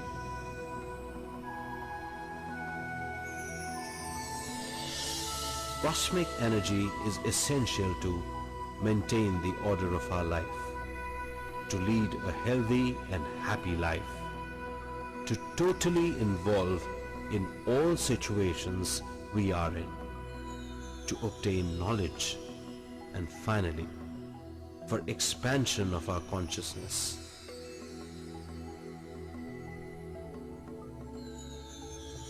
Abundant cosmic energy is obtained only through meditation.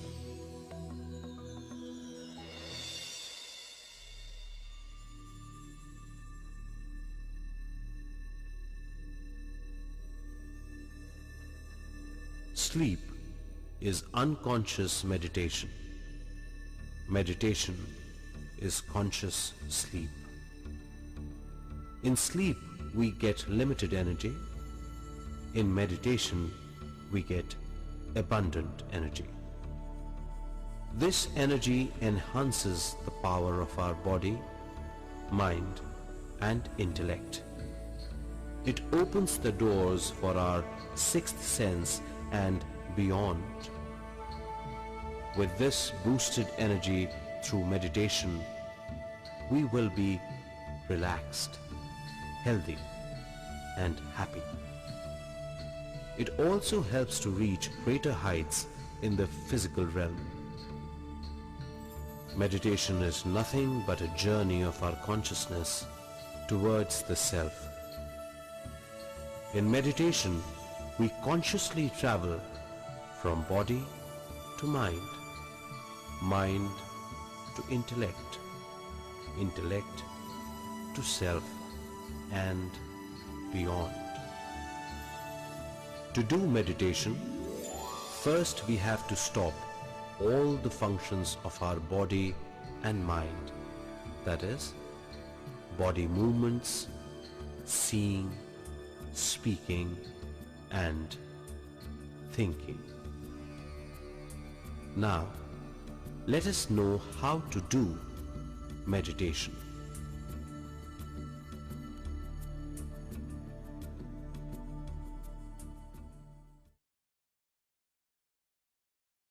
For meditation, the first thing is the posture. You may sit in any posture. The posture must be very comfortable and stable.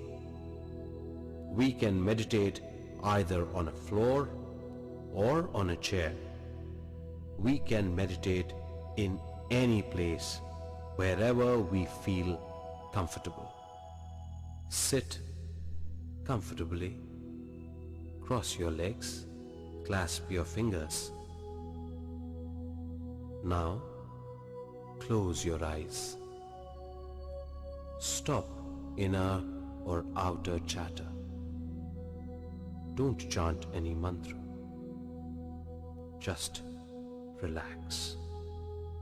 Totally relax. Just relax. When we cross our legs and clasp our fingers, energy circuit is formed and gives more stability.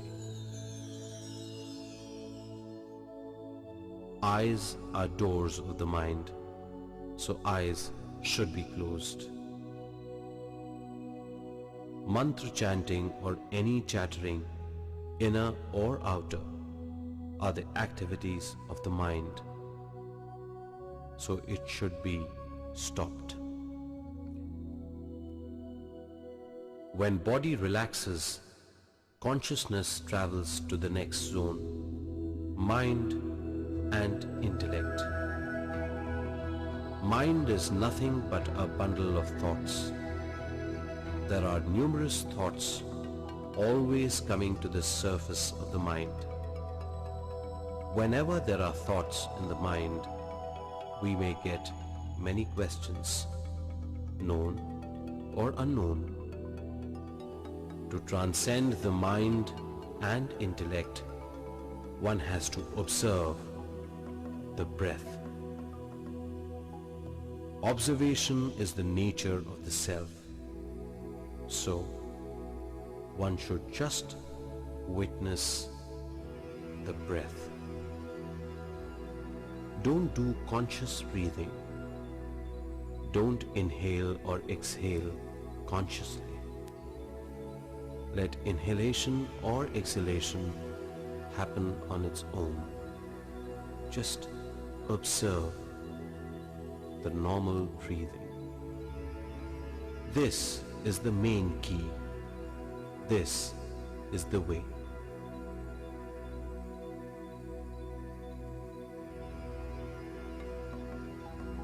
Don't go behind the thoughts.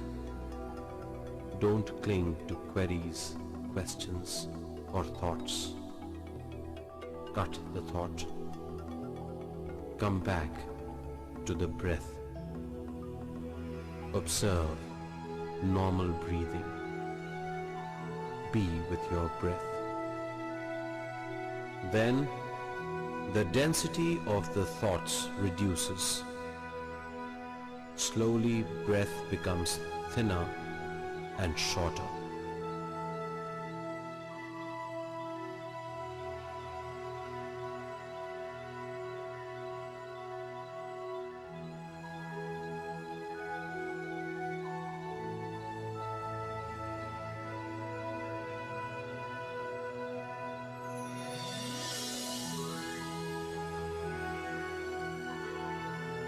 Finally, breath becomes the smallest and settles like a flash in between the eyebrows.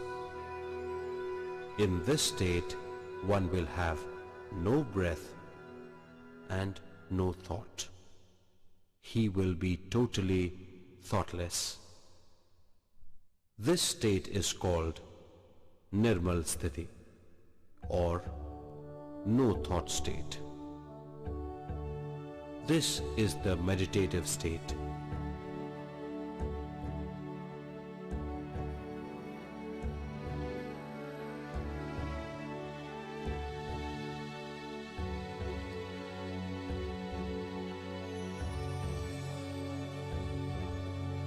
In this state, we will be under the shower of cosmic energy.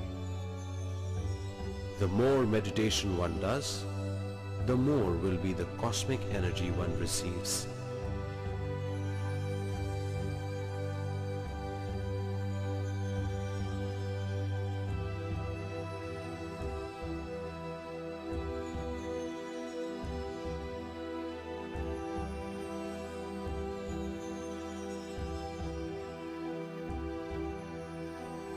This cosmic energy flows through the energy body.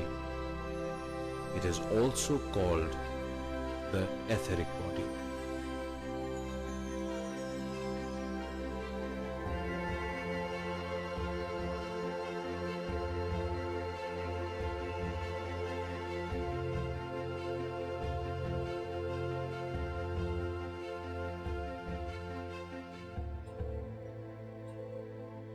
The energy body forms with more than 72,000 nadis or energy tubes which runs all across the body. All these energy tubes start from the top of the head region. This region is called Brahmarandra.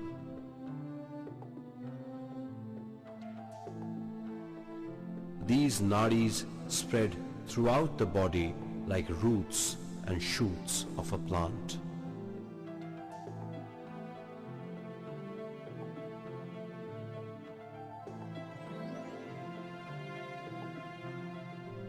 The energy body is the main base for the design of our life.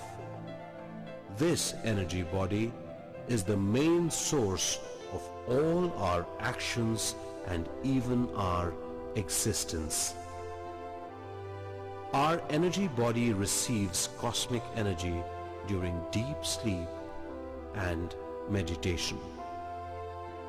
We are using this energy for our body and mind activities like seeing, speaking, hearing, thinking, and all physical actions. All these functions are totally based on the incoming cosmic energy.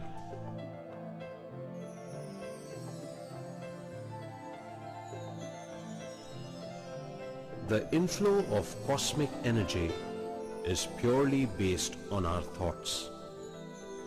When we have thoughts, the inflow of cosmic energy is obstructed. In other words, our thoughts are the stumbling blocks for the inflow of cosmic energy. When the inflow of cosmic energy is less, the energy in the energy tubes depletes. This depletion causes etheric patches in the energy body. These etheric patches gradually lead to diseases in the physical body. In other words, root cause for all diseases is the lack of energy in the etheric body.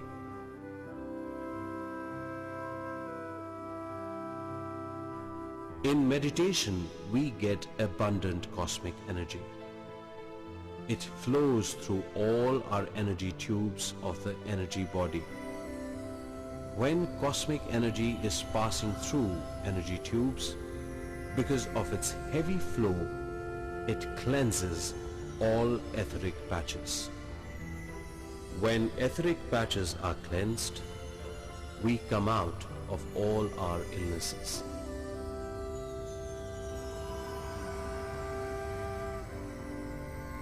When energy starts flowing through the Brahmarandra, we feel heaviness in the head region or heaviness of the whole body. When energy is cleansing the energy tubes in a particular region, we may get itching sensation or pain in that region. Sometimes we may experience pain in various places in the physical body. For these pains, we need not take any medicine. All these pains will vanish by doing more meditation.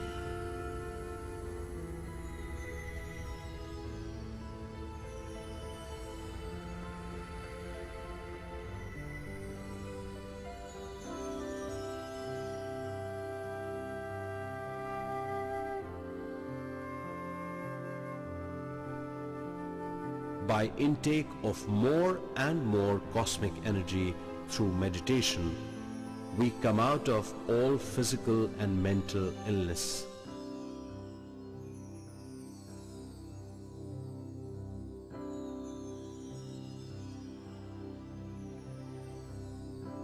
If we meditate inside the pyramid, meditative state can be achieved 3 times faster than normal. Let us now know about pyramid and pyramid power.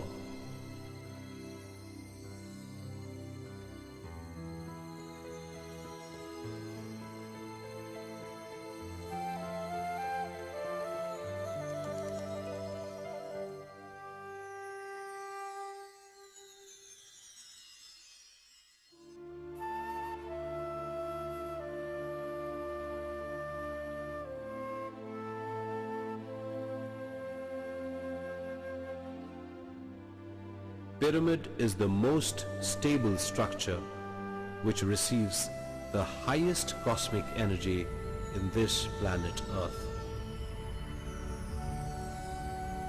Pyramid forms at an angle of 52 degrees 51 minutes, and because of this angle it receives the highest cosmic energy. Pyramid can be constructed with any material. Materials make no difference in the receiving of the cosmic energy. Pyramid has to be aligned to perfect cardinal directions: north, south, east and west.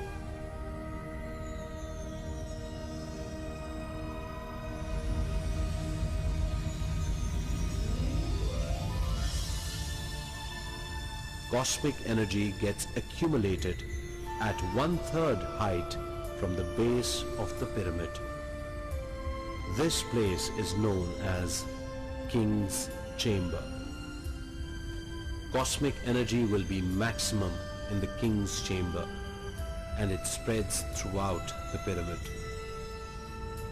A crystal fixed at the apex of the pyramid multiplies and distributes the cosmic energy throughout the pyramid. The no-thought state, or Nirmal Sthiti, is attained 3 times faster if one meditates inside the pyramid. Pyramid can be used for communication with higher frequencies. Meditation in the pyramid helps in healing and for all meditational experiences.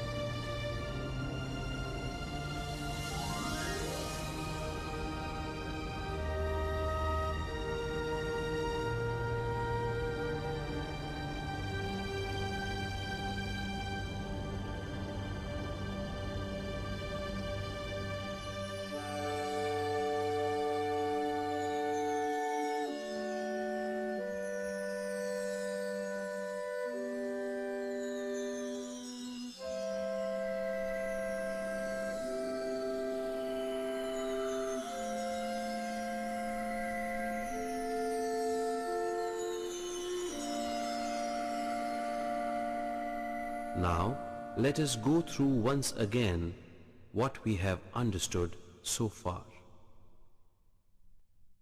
Meditation is a journey towards the self. For this, we have to transcend the body and mind. By assuming a comfortable posture, our body totally relaxes, and this facilitates transcending the body consciousness. By observing our normal breathing, we transcend the mind. When we transcend the body and mind, then the cosmic energy flows.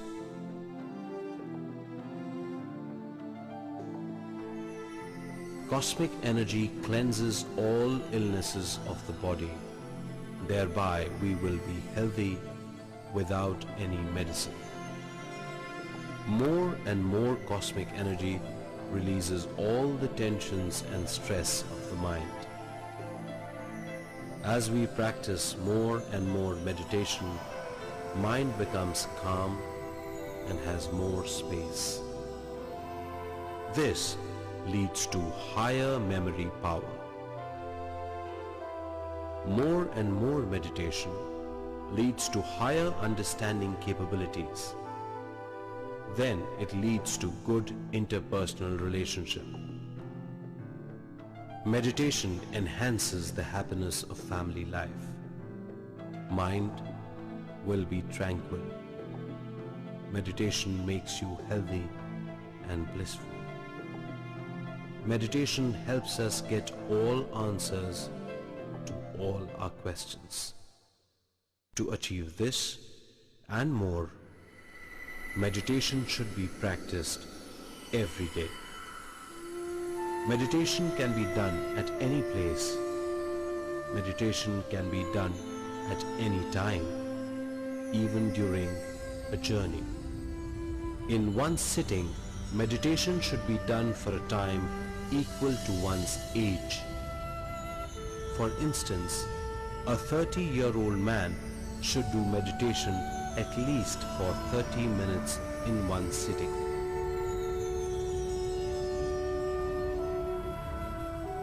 For meditation, you need not leave the family life. Everyone should do meditation. Children are best meditators. They can start meditation by the age of 5.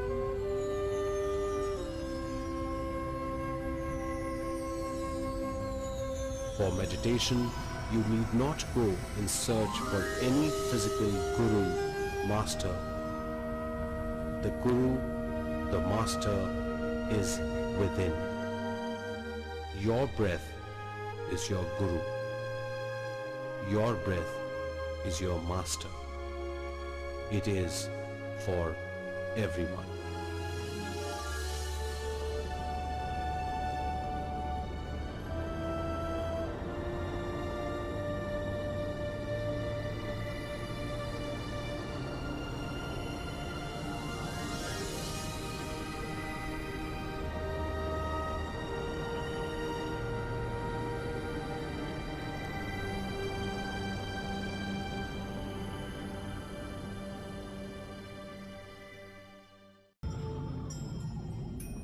Meditation is the journey of our consciousness towards the self.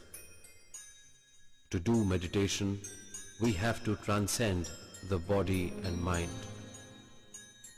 When we transcend the body and mind, we reach the self. Then we receive abundant cosmic energy. By more meditation, our self-knowledge expands. Now, let us try and understand what is knowledge. Meditation takes you to the realms of higher knowledge. Knowledge is nothing but experience. Experience is nothing but totally involving yourself. By practicing more and more meditation, we receive higher energy. With this higher energy, higher involvement is achieved in every aspect, which leads to higher knowledge.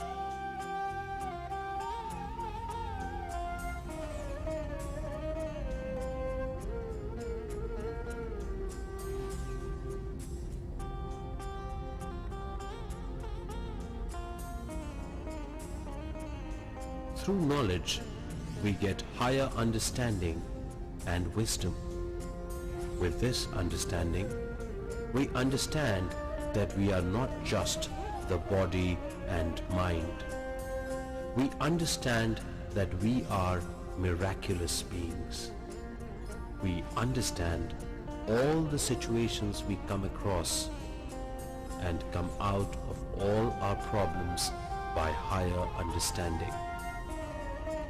Higher energy and higher knowledge expands the consciousness. Expansion of the consciousness is the very purpose of the self. Higher knowledge is obtained only through higher senses like third eye and astral body.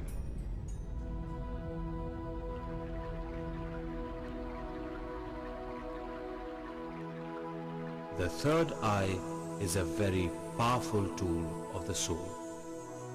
To see, to feel, and to hear the higher frequency realities. These three functions of the soul are known as third eye.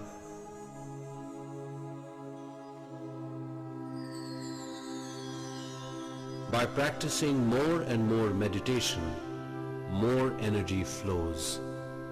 More energy activates the third eye.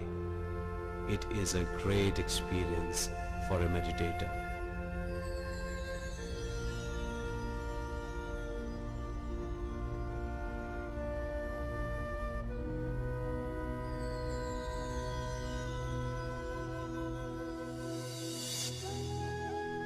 At the time of activation of the third eye, we feel an itching sensation or pulling sensation at the forehead region.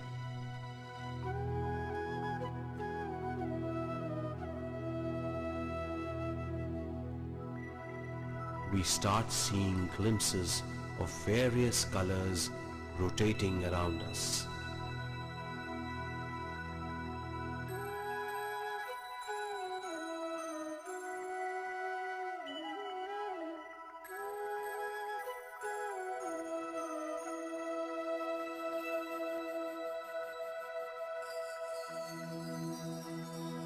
We hear murmuring sounds, sounds of walking.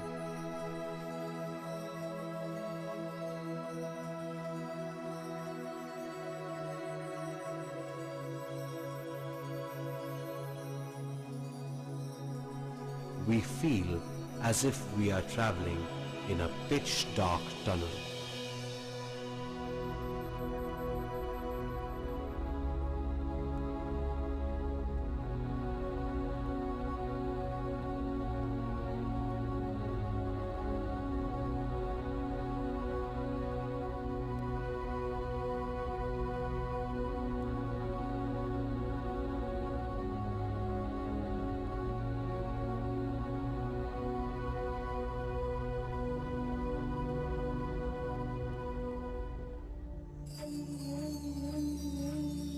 When the etheric body gets sufficient cosmic energy, by more and more meditation, our third eye gets perfected.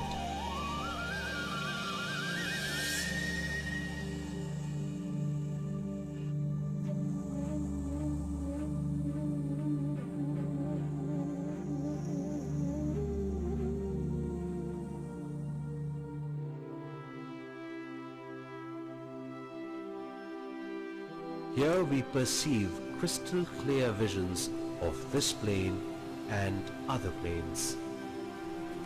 In third eye perfection, we see many things clearer than the physical visions.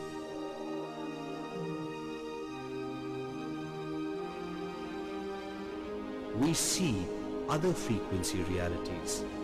We see the things which are not present in the realm of the five senses.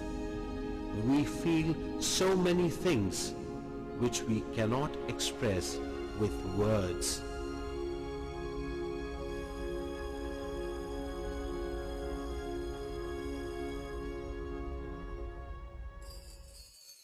We hear inner voices, sounds, or sounds of instruments from other frequencies.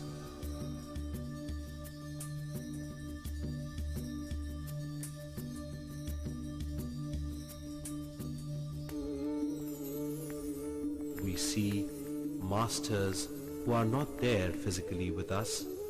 We see masters in a physical form as we know them.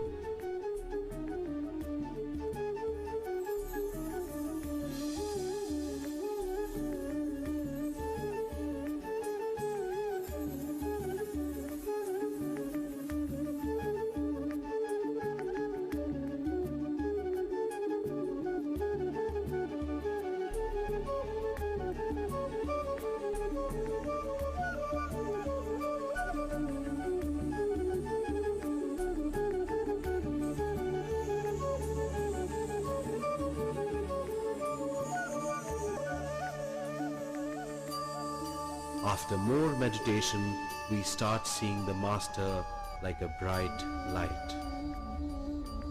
Even by seeing the bright light, we feel the identity of the Master.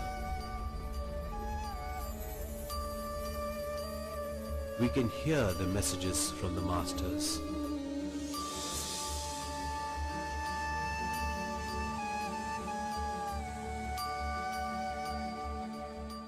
We feel like moving in a tunnel and finally merging with the light.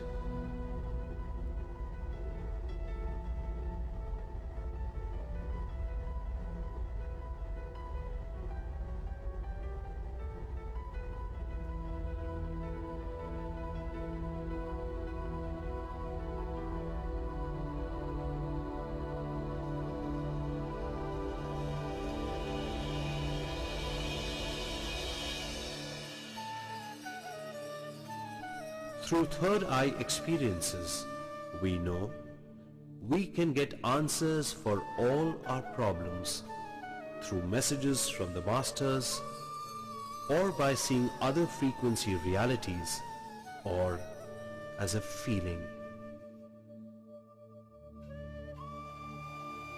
By this, our actions will change, our beliefs will change, our understanding will change.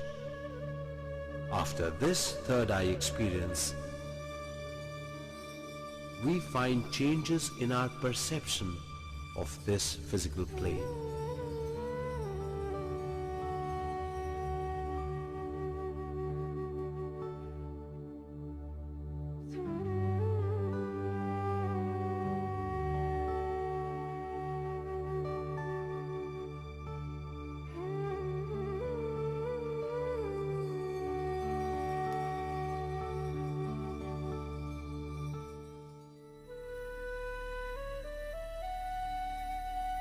Now let us know the other tool of the self, that is, astral body.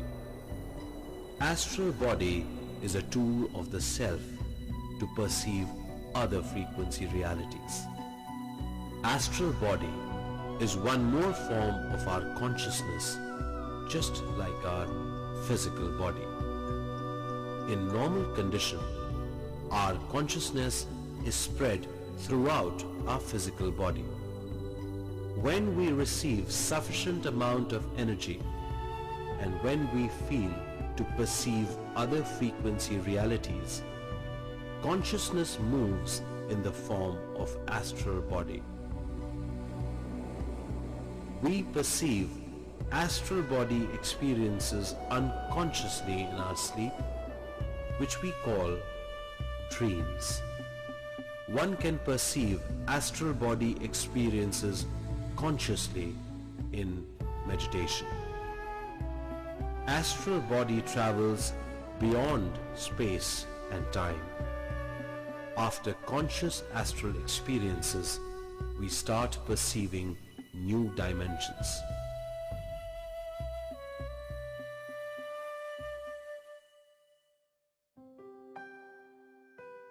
In meditation, after receiving abundant cosmic energy, the consciousness which is spread everywhere in the body starts moving towards a point. While consciousness is moving, we experience jerks in the physical body.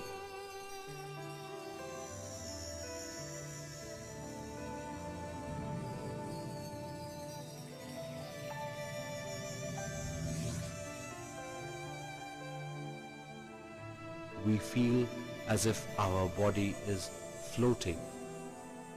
We don't feel the hands and legs. We feel lightness of the body, like a feather. Movements may be experienced in different parts of the body, or sometimes one may experience as if the whole body is rotating. These are known as astral movements.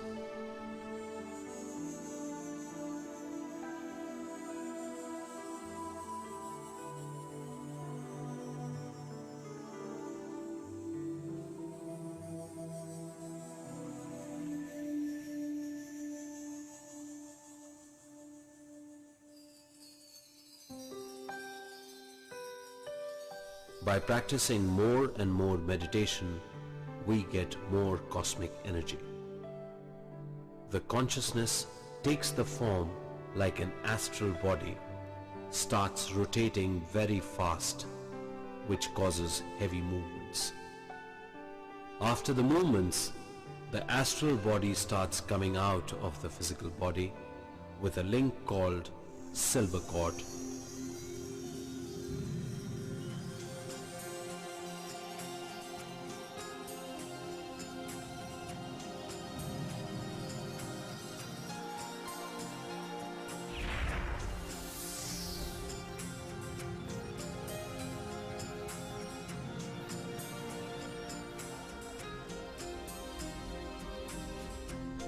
Silver cord is nothing but a high vibrant consciousness which transfers the messages of the physical body to the astral body and vice versa.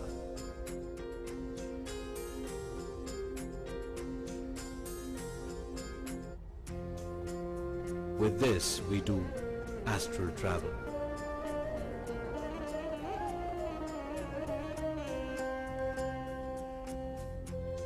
Astral travel is a travel of our consciousness to known and unknown places and frequencies. By doing astral travel, we get highest knowledge and understanding of the self. In astral travel, our astral body can pass through all physical materials. All elements like earth, water, fire, wind, and ether.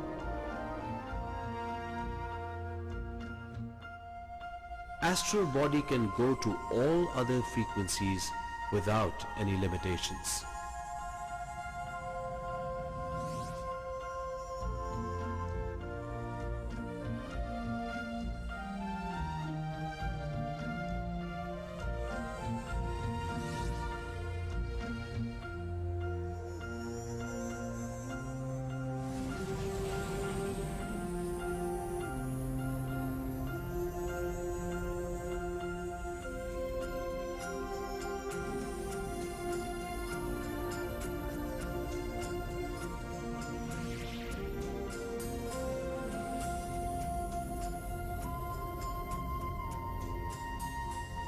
After coming out of the body, the meditator sees his own physical body.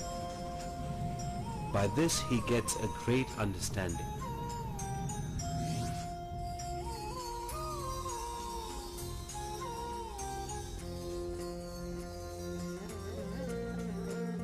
He understands that he is not just the body and mind, but he stays in the body. This is a great understanding. Everyone should experience astral travel. By experiencing astral travel, our limitedness will vanish, and we will understand that we are unlimited.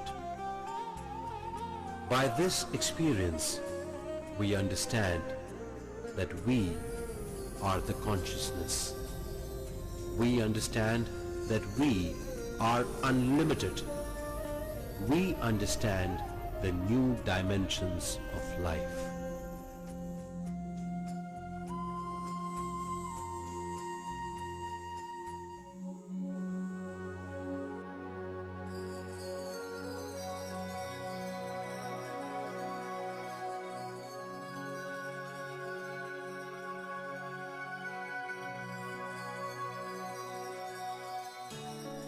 By practicing more and more meditation, we will receive more cosmic energy. Cosmic energy improves our involvement in whatever we are in. By more and more total involvement with body, mind, self, we understand in total about the situations. This understanding is nothing but knowledge.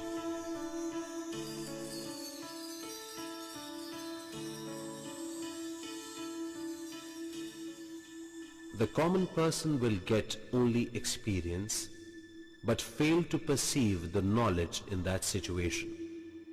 It is because he experiences the situation with physical understanding alone. But a meditator will understand the situation in total. It is so because he knows that he is not just the body. He knows that he just stays in the body. He understands that the situations are for his evolution. After experiencing all meditational experiences and implementing it in our practical life, we will get great understanding. This understanding opens up several thousand doors, which gives new dimensions of perceptions in our life. Our understanding, our perception, and our knowledge expands a lot. This leads to the expansion of our consciousness, which is nothing but having wisdom. We experience this state of wisdom as a 1,000-petal golden lotus.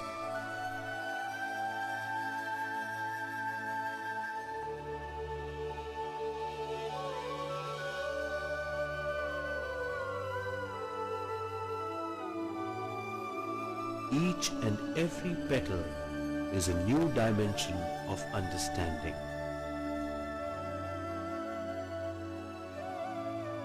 By perceiving more and more dimensions, we understand more and more knowledge of other existences.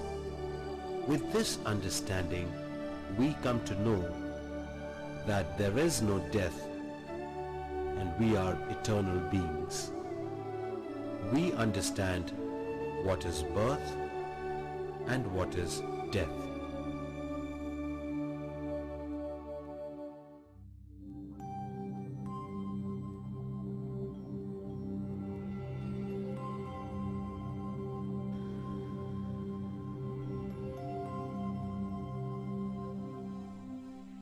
We come to this earth plane as a speck of cosmic consciousness,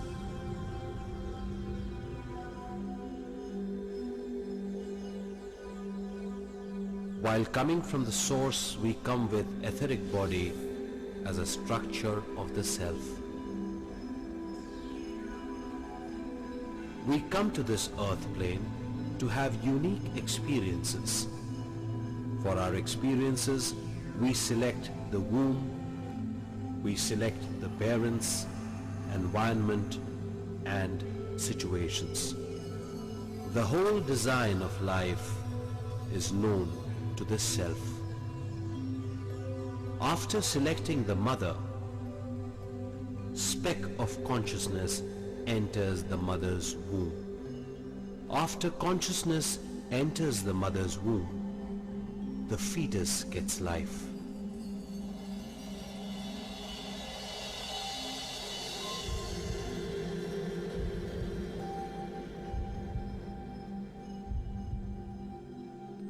The physical body takes the shape according to the cosmic energy in the etheric body and the cause. Consciousness will be traveling frequently to the source till it takes its first breath. After coming out of the mother's womb, it takes its first external breath. This is known as birth.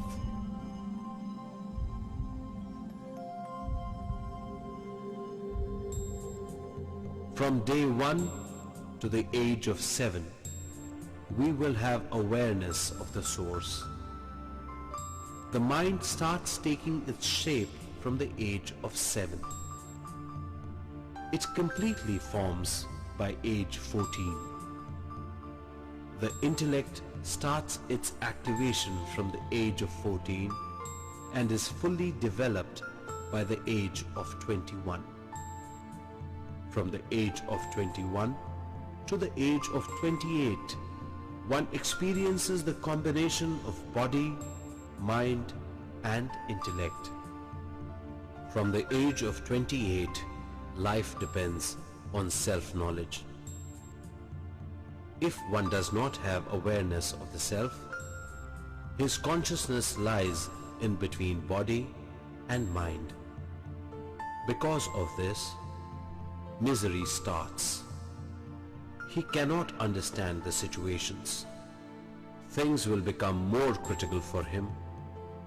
He molds himself into concealed rigidness. Rigidness blocks the cosmic flow. Due to this, he suffers physical illness, stress, and tensions. He passes his days without awareness. He cannot understand the very purpose of his life. He passes from childhood days to youth, then to old age, and finally passes away from this earth plane without completing the purpose of coming to the earth plane. This is what we call death.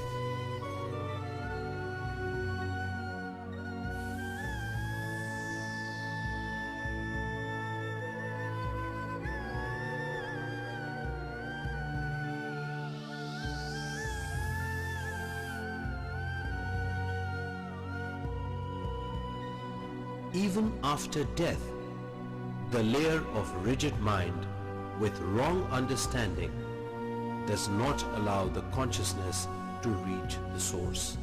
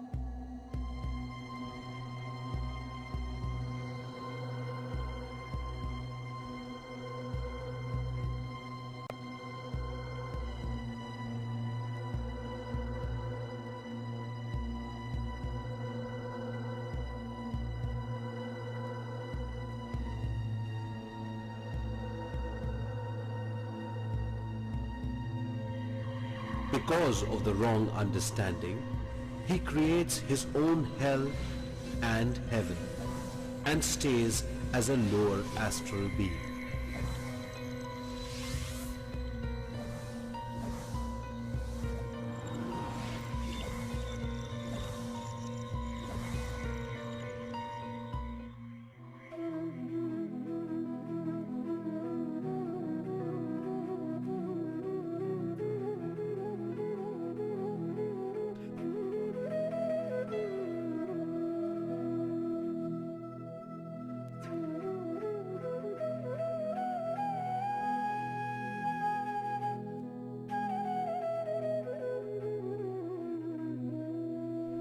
If one starts one's life being with the self, one will always be blissful in all given situations.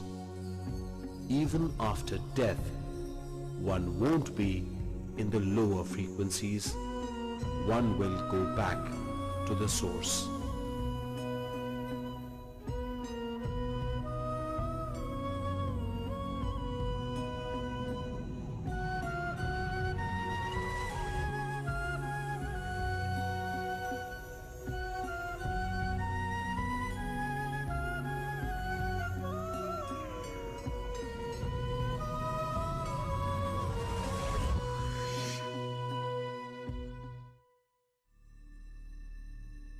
By obtaining higher knowledge through the third eye, astral travel, knowledge of birth and death, one will have perfect understanding of body, mind, intellect, self, and life force.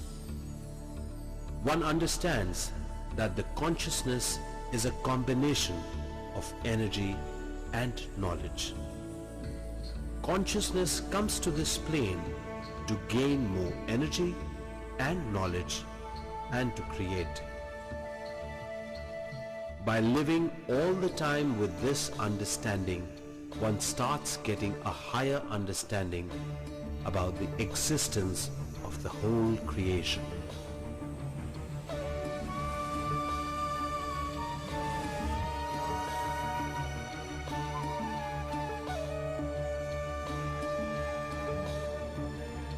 With this understanding, one will become a miraculous creator.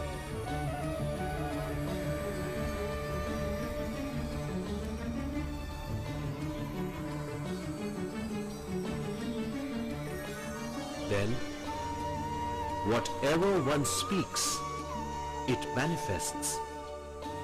Whatever one thinks, it manifests. Whatever one does, it becomes a creation. This is enlightenment.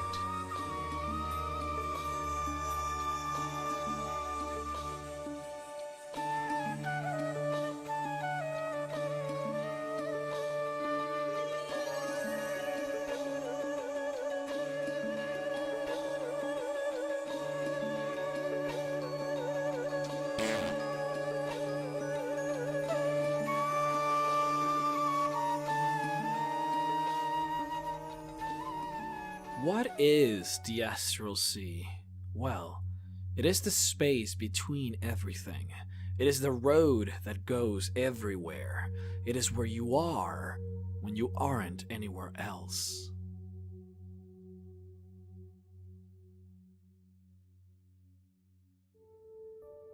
Traveling through the astral plane can sometimes be necessary. Deities and realm lords can prevent you from entering their planes through portals, and when these shortcuts are not an option, then you're just gonna have to walk, so to speak. The astral plane is sort of like the road that connects all of the different existences, all the different planes together. Traveling through it, though, can be extremely dangerous, not just because of the sudden, wild sonic pirate that might appear, but because therein lies an even more dangerous foe. The Astral Dragon. The astral plane is very much unique. It is a place of thought rather than physicality. Imagine it like floating in the vast emptiness of space, but instead of dark, it is silvery in color, with touches of pink and white strands that permeate the surroundings. Your movement is dependent on your intelligence. The more intelligent you are, the faster you can move in the silvery void.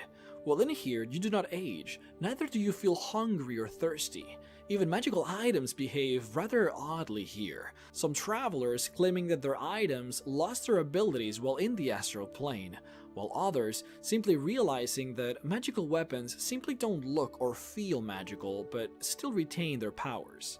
Which is safe to say, most things just feel different while in this realm. Even breathing feels special, some claiming that the air itself feels solid, almost as if you're eating the air into your lungs. This odd feeling, however, felt pleasant and never painful. Now imagine, if you will, a dragon, not just born under these conditions, but molded by them. You see, dragons are creatures of magic. They're not like humans who would simply find a way to coexist with their ambience. Dragons mutate with their ambience. The astral dragon, for example, is pretty much one with the astral plane. First and foremost, astral dragons look very much like a Chinese dragon would look like. It doesn't have any wings, and it possesses a very long snake-like body. It doesn't need wings because it can easily float within the silvery void of the astral plane. It, however, does possess a fascinating organ magically in its head that grants it the ability to fly in the prime material world without the need for wings. This, however, brings me to my next point. Astral dragons have the brilliant ability to plane shift at will into any location in any plane they desire, and they can do this as many times as they want, which makes killing an astral dragon an almost impossible endeavor. There is one caveat to this ability though, and that is that whenever an astral dragon plane shifts anywhere, there is a 1% chance that a terrible sickness will unfold within the body of the dragon. This sickness is called astralomitis, and what it does is it eliminates the ability for the dragon to ever again travel back and forth between the planes. As soon as a dragon realizes that it can no longer travel back to the astral plane, it very often goes insane. This insanity makes it so that it starts attacking and destroying everything in its path. Whatever gets close to the dragon ends up simply devoured in its rage. Spellcasting becomes impossible while in this stage, however the physical damage to the dragon does become multiplied, very similar to a barbarian rage.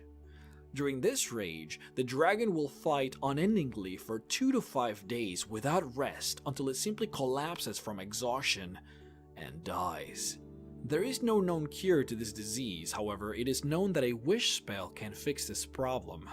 Another solution is for someone to help the dragon go back into the astral plane, either via a portal or via a form of spell. The dragon would then regain its sanity slowly while in the astral plane. However, in this case, the disease not being cured would still prevent the dragon from ever leaving it again.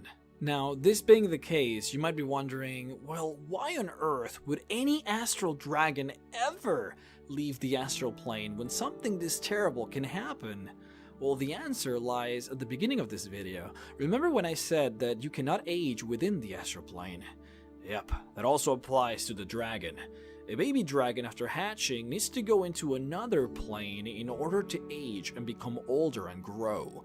Otherwise, it will stay as a baby forever. Astral dragons also covet treasure as many other dragons do, and they very often make it into the material world seeking this treasure. Now, I do want to talk a little bit more about the hatching process though, because it is super interesting. A female astral dragon produces one egg every 100 or so years. It then carries this egg with herself for many years more. The egg comes out clocking at about 5 feet in diameter, and the mother will carry it with her in her travels until the egg grows to about 10 feet in diameter. At this point, a hole will be produced by the egg naturally at the top. When this happens, the mother knows to leave the egg behind, simply floating in the void of the astral sea. Now, this hole that gets formed at the top of the egg happens magically, and when it happens, the baby knows it is time to leave it. I mention this because the egg is actually more than simply a vessel for the fetus of the dragon. The egg is kind of its own entity to a certain extent. You see, the dragon and the egg are magically connected. The dragon always knows the location of its egg, even if the dragon is on another plane. and if something were to happen to this egg, the dragon would immediately know.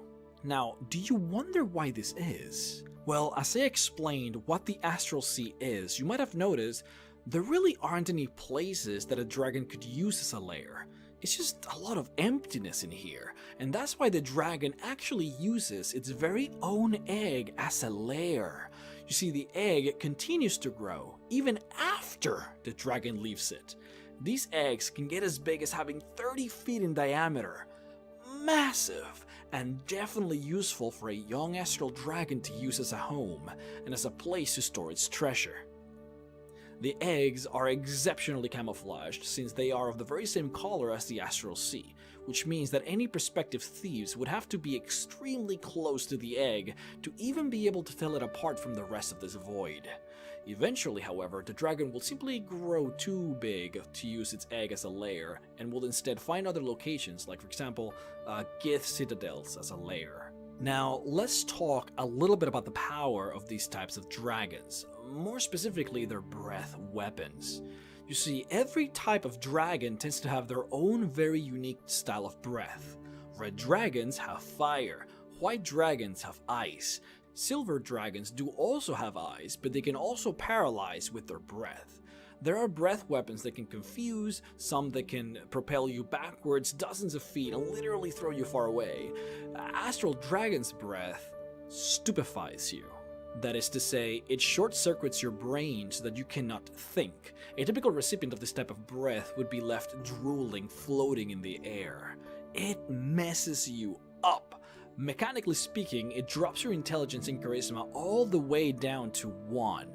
This means that while under the effects of this breath, you cannot communicate, you cannot think, you cannot cast spells or use magical items, you cannot keep concentration, and most important of all, you cannot reason or perform tactics. You can, however, recognize enemies and friends, and even have the ability to defend your friends, albeit in a very limited manner. This is actually one of the most powerful breath abilities you will find, mainly because of the location where this all takes effect. Remember when I said that movement in the Astral Sea is defined by your intelligence? That's right, a person under the effects of this breath will simply not be able to move, at least not more than simply 3 feet around, literally just floating slowly in a direction.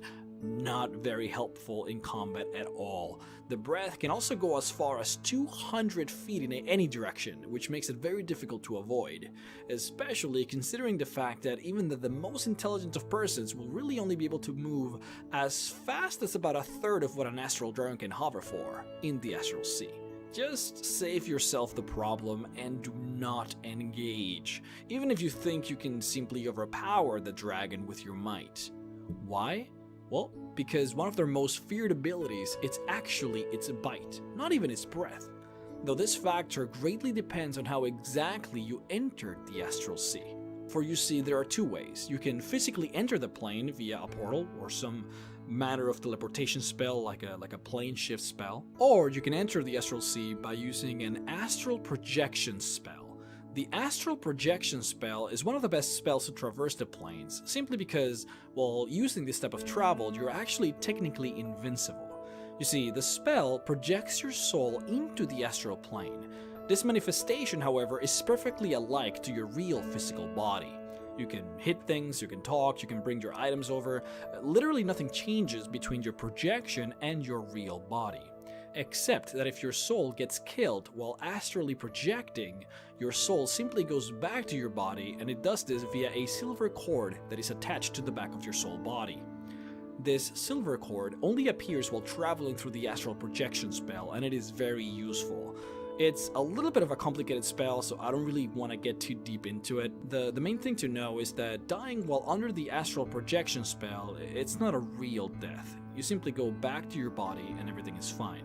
The Astral Dragon's Bite, however, is one of the very few things in the world of Dungeons & Dragons that can actually sever this silver cord.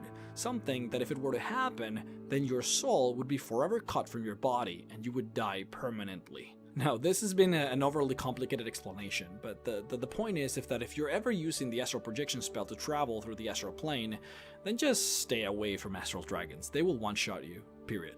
Now, the very last thing I want to talk about is centered around the fact that time doesn't really pass in the astral plane, and this makes the astral dragons one of the best casters in the entire dragon family. You see, normally dragons can live up to 1,000 years old, sometimes even more than that, but rarely will you find a dragon that is older than maybe 2,000 years or more. The astral dragons, on the other hand, have no known limit to how old they can get. Tales speak of dragons in the astral sea who have the ability to create powerful magical items and cast tremendous spells rarely seen by adventurers, simply because some of them can easily be 10,000 years or older. Hell, likely the majority of them probably are. Myths even exist within the Githyanki of astral dragons with the ability to cast spells higher than what is currently attainable in the prime material world. Spells of 10th level or even more. This world is full of mystery, fraught with danger and adversity. Some thrive in it, but most just suffer. The common folk are those who are usually dealt the short end of the stick in this dog-eat-dog reality. Of course, there's also the opposite end, where the rich and powerful dwell. But even among them, there are exceptional individuals, those who stand out in a crowd, not because of the jewels they wear or the crown resting on their heads. I'm talking about mages, sorcerers, and especially the sorceresses. Ever since Jan Becker first tamed magic 500 years ago, these individuals have been gaining power and influence, carving out a niche for themselves. Humans didn't master the arcane instantly.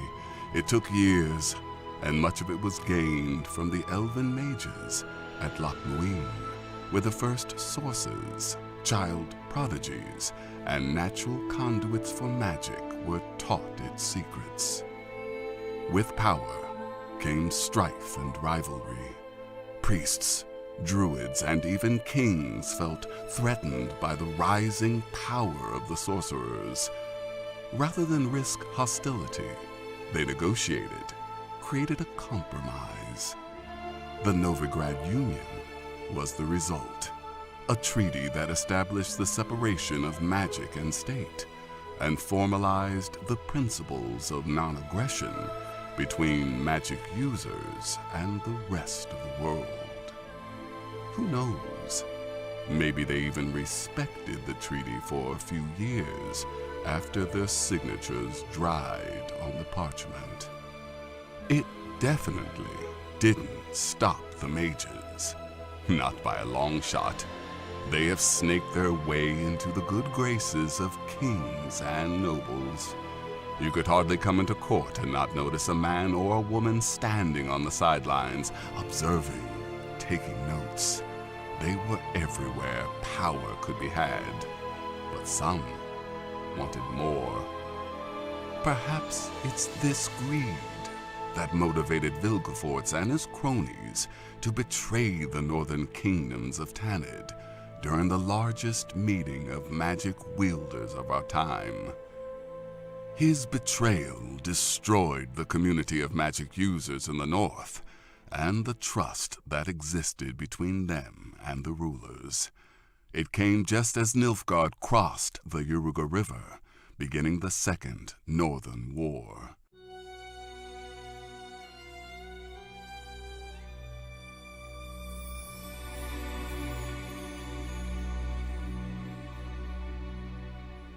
The sorceresses rose from the ashes, salvaging what they could, and succeed they did. Just look at Redania, its leadership decapitated with the assassination of their king. Felipa Elhart and the Spy Master brought it to heel with blood and magic, a sign of things to come. Rumor has it that the surviving sorceresses formed a secret lodge to control the empire and the kingdoms, guiding them both to peace and prosperity, while latching themselves firmly on to the structures of power.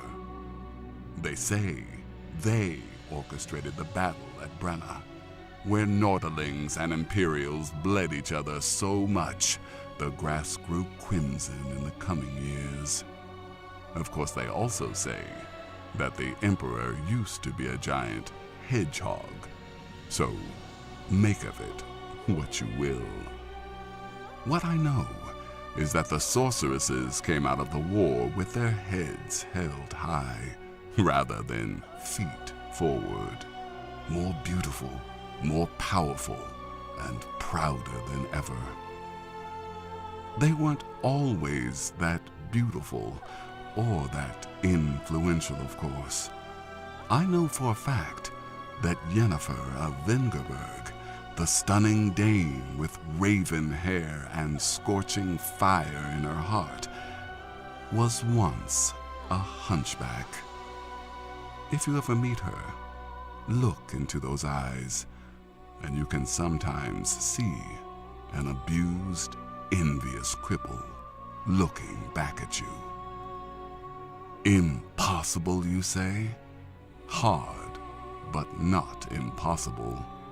Mages opted for the old, mature look, but the sorceresses knew that to maintain the brand, you had to look the part.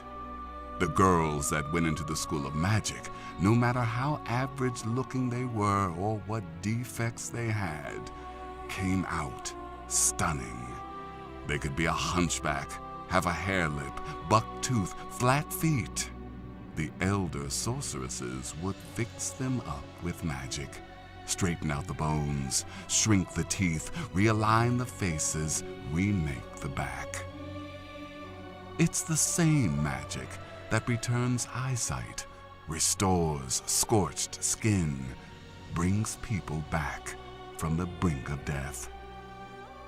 It can't save those too far gone, as a certain sorceress learned during the Battle of Sodden in the First War, when a spell ripped off all her limbs. You would be wise to remember that the power these beautiful women use, the power they think they tamed, is a primal force that gives and then takes away.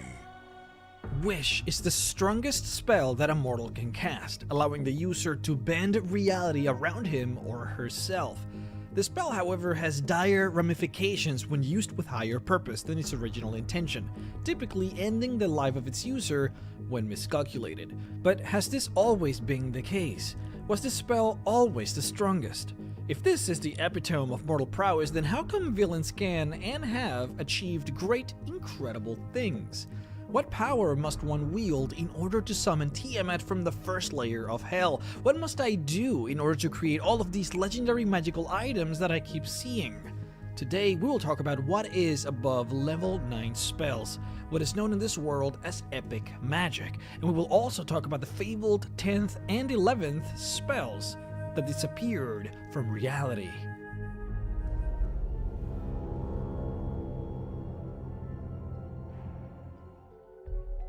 Proctiv's Move Mountain was a spell that allowed you to levitate an entire mountain from its base. Not just that, but as long as the magic persisted, the levitation would be permanent, which would allow civilizations to produce floating cities and flying castles. Maven's Create Volcano. It did what its namesake called for. It produced ash and smoke to explode out of a mountain, and within a week's time, a powerful volcano would erupt. Eulaum's Longevity. It killed everyone around the user, and then for every living being killed, the user would obtain 1 extra year of life. These are just examples of the type of power that the Netheril civilization used to wield, around 2,000 years before the present day. We're talking about floating cities in the sky, magical items overflowing from the markets, powerful magical shields that protected entire regions, and of course, wizards with uncountable skill and immeasurable talent. This might be the one time in human history in this world where magic was created specifically for the middle class, affordable and useful magic that made everyone's lives better. From magical refrigerators to voice-activated lights for the bedrooms, to glasses that magically adjusted your sight, to shoes that would just stay clean all the time. You name it, they had it. Unfortunately, they found themselves embroiled in a terrible war against the Farim, creatures seemingly capable of eating magic, who also happen to be particularly resistant against magical spells, the complete arch-nemesis of the Netheril civilization. In a brave attempt to end the war in one single swoop, what could have very well been the most powerful wizard in existence at the time, Karsus decided that this was the time to try his magnus opus. Karsus had spent the better part of the last decade working on a powerful new spell, a spell that would allow him to mantle a god. Essentially, the spell would allow him to become a god of his choosing for a limited period of time. His plan was to take the place of Mistral, the goddess of magic, and use this newfound power to win the war.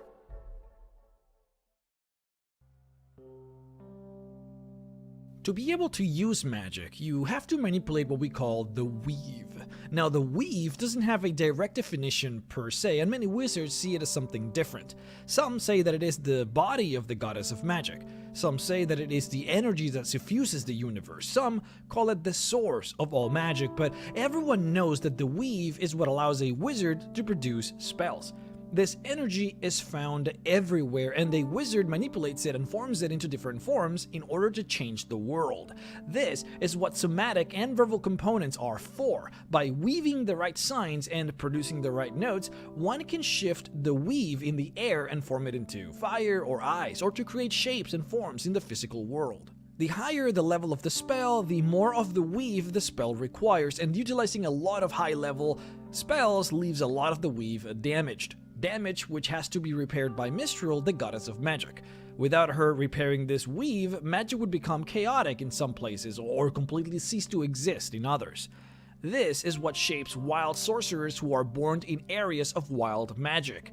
These are areas where the weave is damaged and causes people like this to be born. Now, unbeknownst to Karsus, Mistral had dedicated a large portion of her subconscious to repairing the weave at all time. So when Karsus used his grand spell to mantle the goddess of magic, he gained ultimate omniscience and hence learned of his mistake. He realized that without the goddess of magic repairing the weave, magic would cease to work. Mistral decided in that immediate moment to kill herself, which would also kill Karsus. Now, shortly after, a new Mistral was formed, a reincarnation that would be named Mistra, that would be brought forth in order to bring balance to magic once again. But for the short time between the death and the reincarnation, magic ceased to work, and the floating cities of Netheril fell into the ground and were destroyed. By the time the new goddess was formed, she barely managed to save a few of the cities, but most of the empire was done for by that point. At the point of the goddess's death, Karsus was completely petrified in his enormous bloated godly form and fell into the ground. The spell that he conveyed is now referred to as Karsus' avatar, what is known to be the only 12th level spell ever designed and ever used, and that would be the last time that anyone would have access to such high level spells ever again. This new goddess, the one that we now call Mistra, was a different person than the previous deity, having seen the disaster that had come from allowing such freedoms with magic. Old Mistral allowed anything with magic. Anyone could use it as long as they had the aptitude to use it. The new Mistra decided that it was time to set some rules so that this cataclysm would not happen again, and that's when magic changed permanently. Mistra made it so that spells that threatened the stability of the weave could never be used again, and as such, any spell higher than level 9 was now forbidden and inaccessible by any mortal hand. She made it so that only those with the natural aptitude in magic could ever use magic, since before, anyone could use cantrips. Even a farmer without any knowledge of anything could cast a cantrip as long as he knew how to move his hands the right way and say the right words. Now, you needed to be a dedicated wizard in order to be able to produce these powers. She made it so that any wizard could only keep a certain number of spells memorized at a time. So now a wizard had to spend every morning preparing which spells he would want to have in any particular day, and she also limited the amount of spells that any wizard would be able to use a day, creating the idea of spell slots. This way, the weave could not be so easily destroyed by single wizards casting dozens and dozens of spells every hour. She generally made spells harder to cast as well, by increasing the casting times and adding extra hurdles for certain spells to be made. In this sense, divine users of magic were not spared either. Clerics and paladins were also subjected to all of these changes. The one positive change for spellcasters that she made was that she changed the fact that now you didn't have to specialize in a field in order to learn higher spells of that field. See, before, you had to be an illusionist in order to be able to cast high illusionist spells. However, that would completely prevent you from casting any powerful evocation spells. Specialization was a huge thing back in the day, and it was the only way to attain higher forms of learning. Now, Mystra made it so that any wizard could access any school of magic. Her hopes in this regard was to allow wizards to help each other in all areas and use their magics for the good of all. Before Karsus's folly, arcane casters were called arcanists. But now, after all these changes, the name Wizard was created, and it is the name that we use for arcane casters up to this day. So that's why we do not have access to level 10 or level 11 spells. And to be fair, even if we did get access, no way that any one of us would be able to cast a level 12 spell. It says that Karsus needed a full decade just to work out the spell, and he still needed millions of gold pieces to make it work. And on top of that, he needed to get access to Tarask blood as a component. The interesting thing though is, even though we do not get access to level 10 or 11 spells anymore, it is still possible to reproduce these effects through other means, what we actually call epic magic. Epic magic is essentially the idea of circumventing the block designed by Mystra by including forms of handicaps into your spell casting. An easy example would be two people casting wish spells together in order to create a wish spell of stronger power. A single person can only manipulate the weave so much, but if suddenly you have two people, or 3 or 10 people, all manipulating the weave together, it is possible to achieve powers greater than level 9 magic. This is not the only way, however. Throughout the years, many arcane users have experimented with this form of spellcasting. The most common group are the Ancient Elves, whose arts were dubbed Elven High Magic. Elven High Magic is literally epic magic, but elvish in style. The Ancient Elves realized that even greater power could be accomplished through epic magic if the caster would sacrifice him or herself as part of the spell. Imagine like Full Metal Alchemist, where even if you do not have the necessary components or skill, you can substitute it by giving away your life or parts of yourself. Ancient Elves would consider it a great honor to die in this way, by producing incredible magical effects that would safeguard their land permanently for their life. This is how mythals were formed. Mythals are city or region-wide bubbles that created effects within the bubble. For example, in the city of Waterdeep, dragons are not allowed inside. If a dragon were to try and enter the city, he would be repelled outwards by an invisible shield. Now, in Waterdeep's case, it is not specifically a mythal that does this, but this is an example of what a mythal would do. In fact, it is literally what many mythals would do. A very popular effect would be to prevent dragons from attacking or coming inside a specific city or region. Other mythals would prevent any evocation magic from being casted from within the bubble. Others would allow you to fly and levitate whilst inside of the bubble.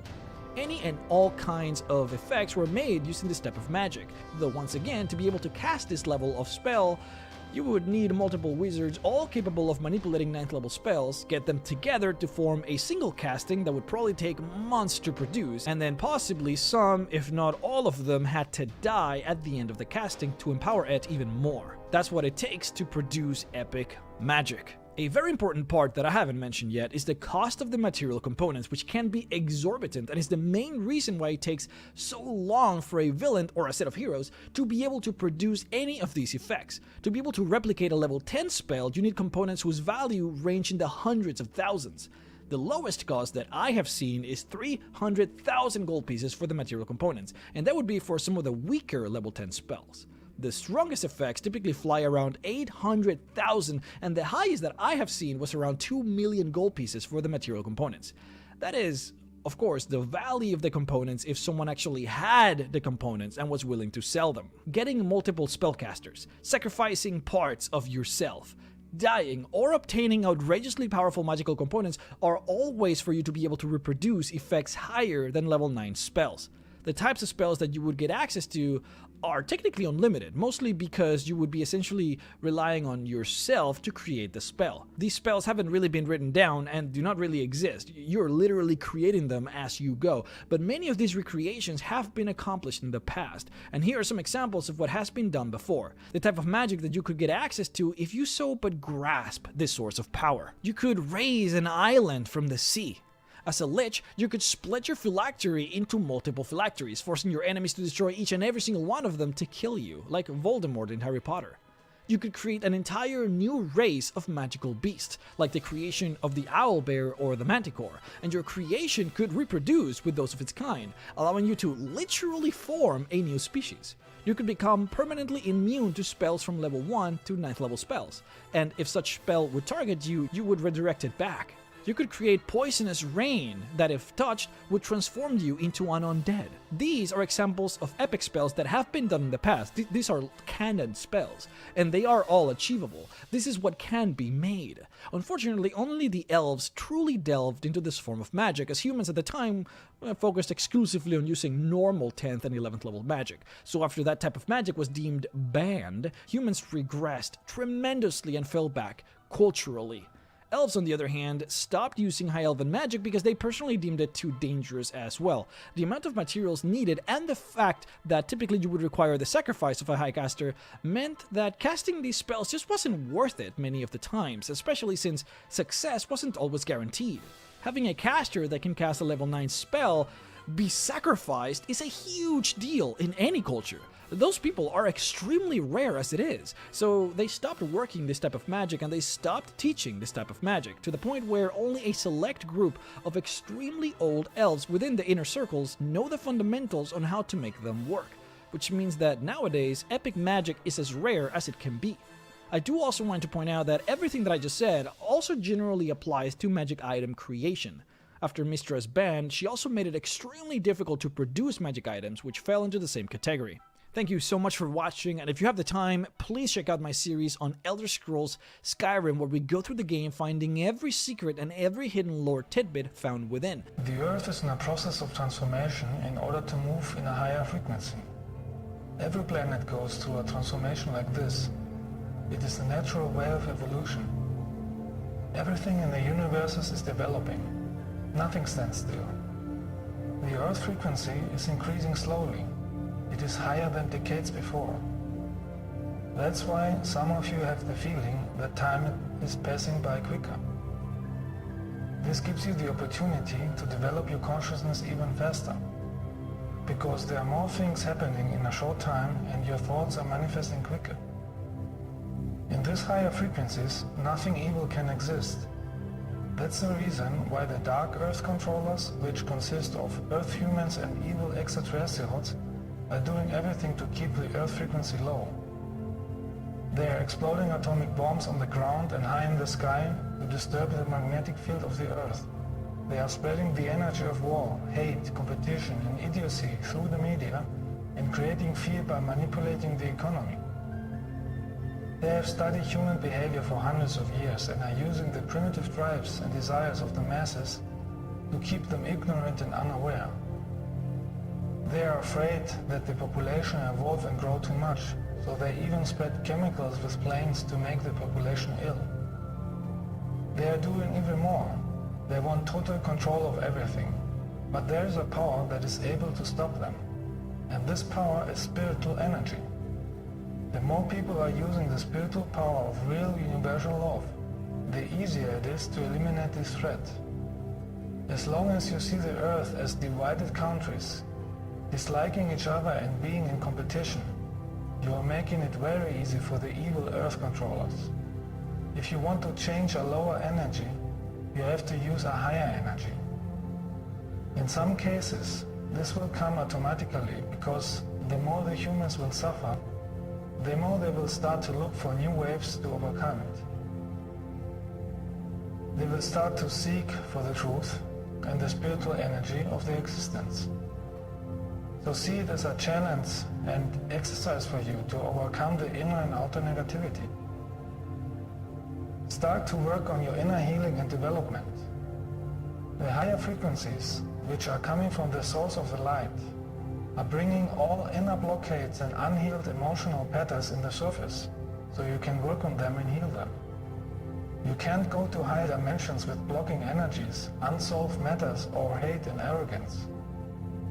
Belligerent people with hate, arrogance, ego, or greed can't stand these higher energies of love. They hate love. They hate people who are talking about love and insulting them. They hate everything that expresses love, like harmonious music, beautiful colors, or nature. They hate especially people who are telling the truth, because their masks are falling down. They have the option and chance to overcome their ego, or stay negative and learn the lessons in their next lives.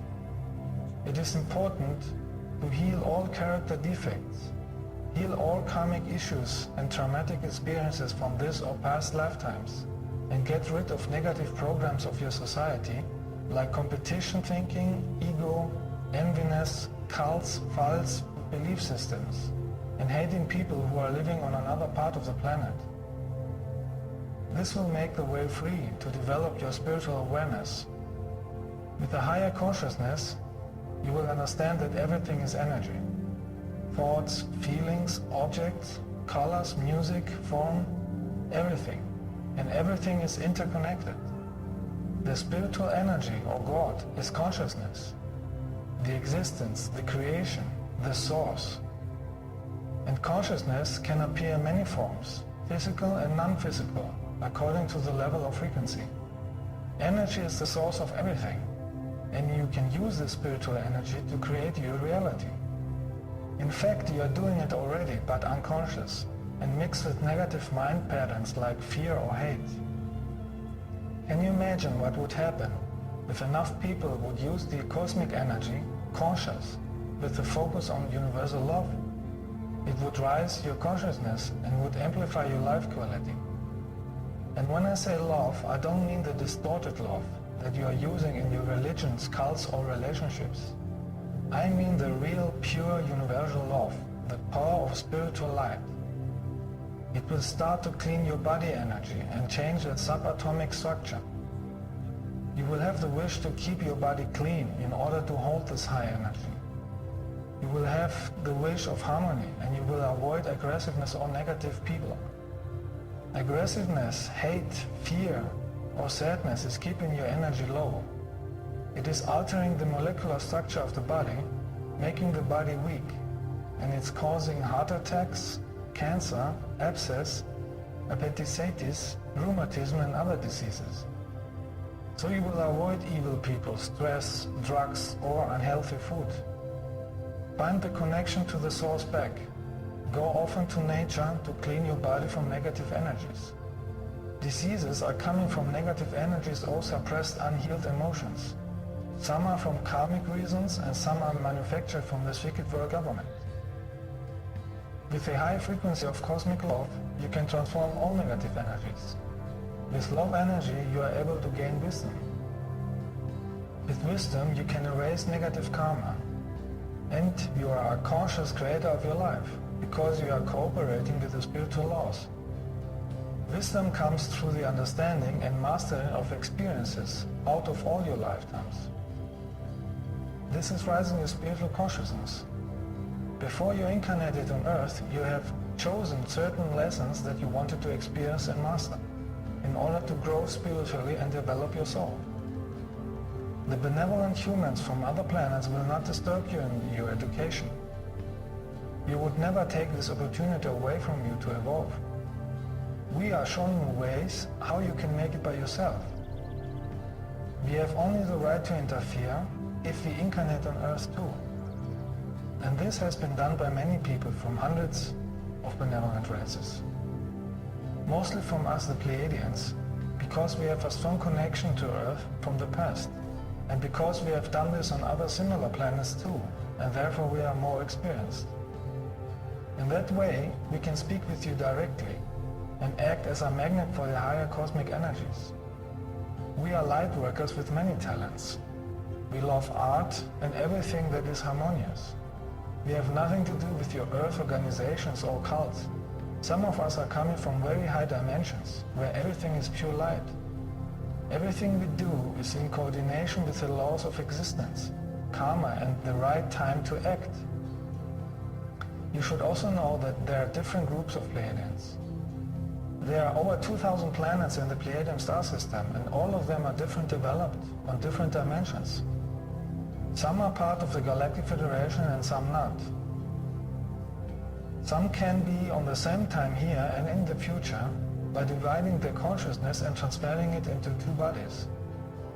When you read information about Pleiadians, you should use your higher self to distinguish if they are coming from us or from malevolent Ilhis, using our name to spread misinformation, or simply from egoistic people who want to get attention.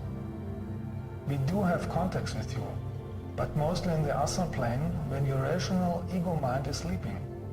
With a higher consciousness, you will be able to feel if an information is true or not. You will not use the limited linear rational thinking. You will use a spherical thinking to see a topic from every level. You cannot achieve spiritual awareness with the intellectual mind, only with a loving heart free of belief systems, only when you cooperate with the existence and your higher self. By using your heart energy, you're making a precious contribution to the planet. Every act, thought or feeling is changing the course of the future. Because the future is not a fixed thing. Your thoughts and emotions are changing the future in every second. So there are many possibilities for the future. There are no accidents in life. Everything that happens has a reason, even if you don't see the reason instantly.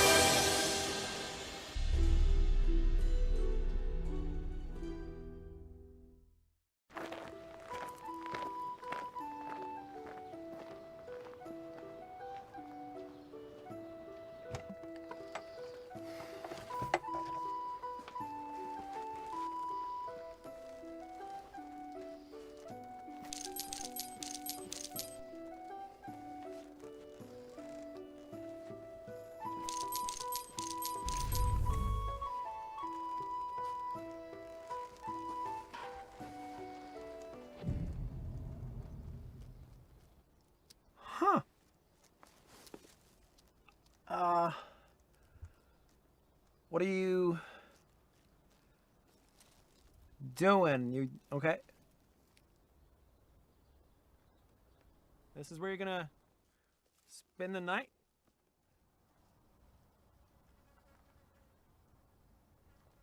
It's a little bit strange, but let's just see how this... And just really quickly, how long were you thinking?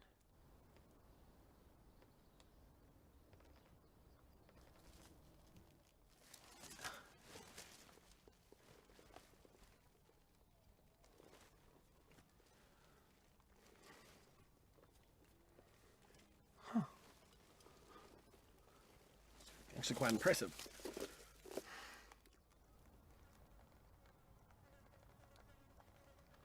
All right.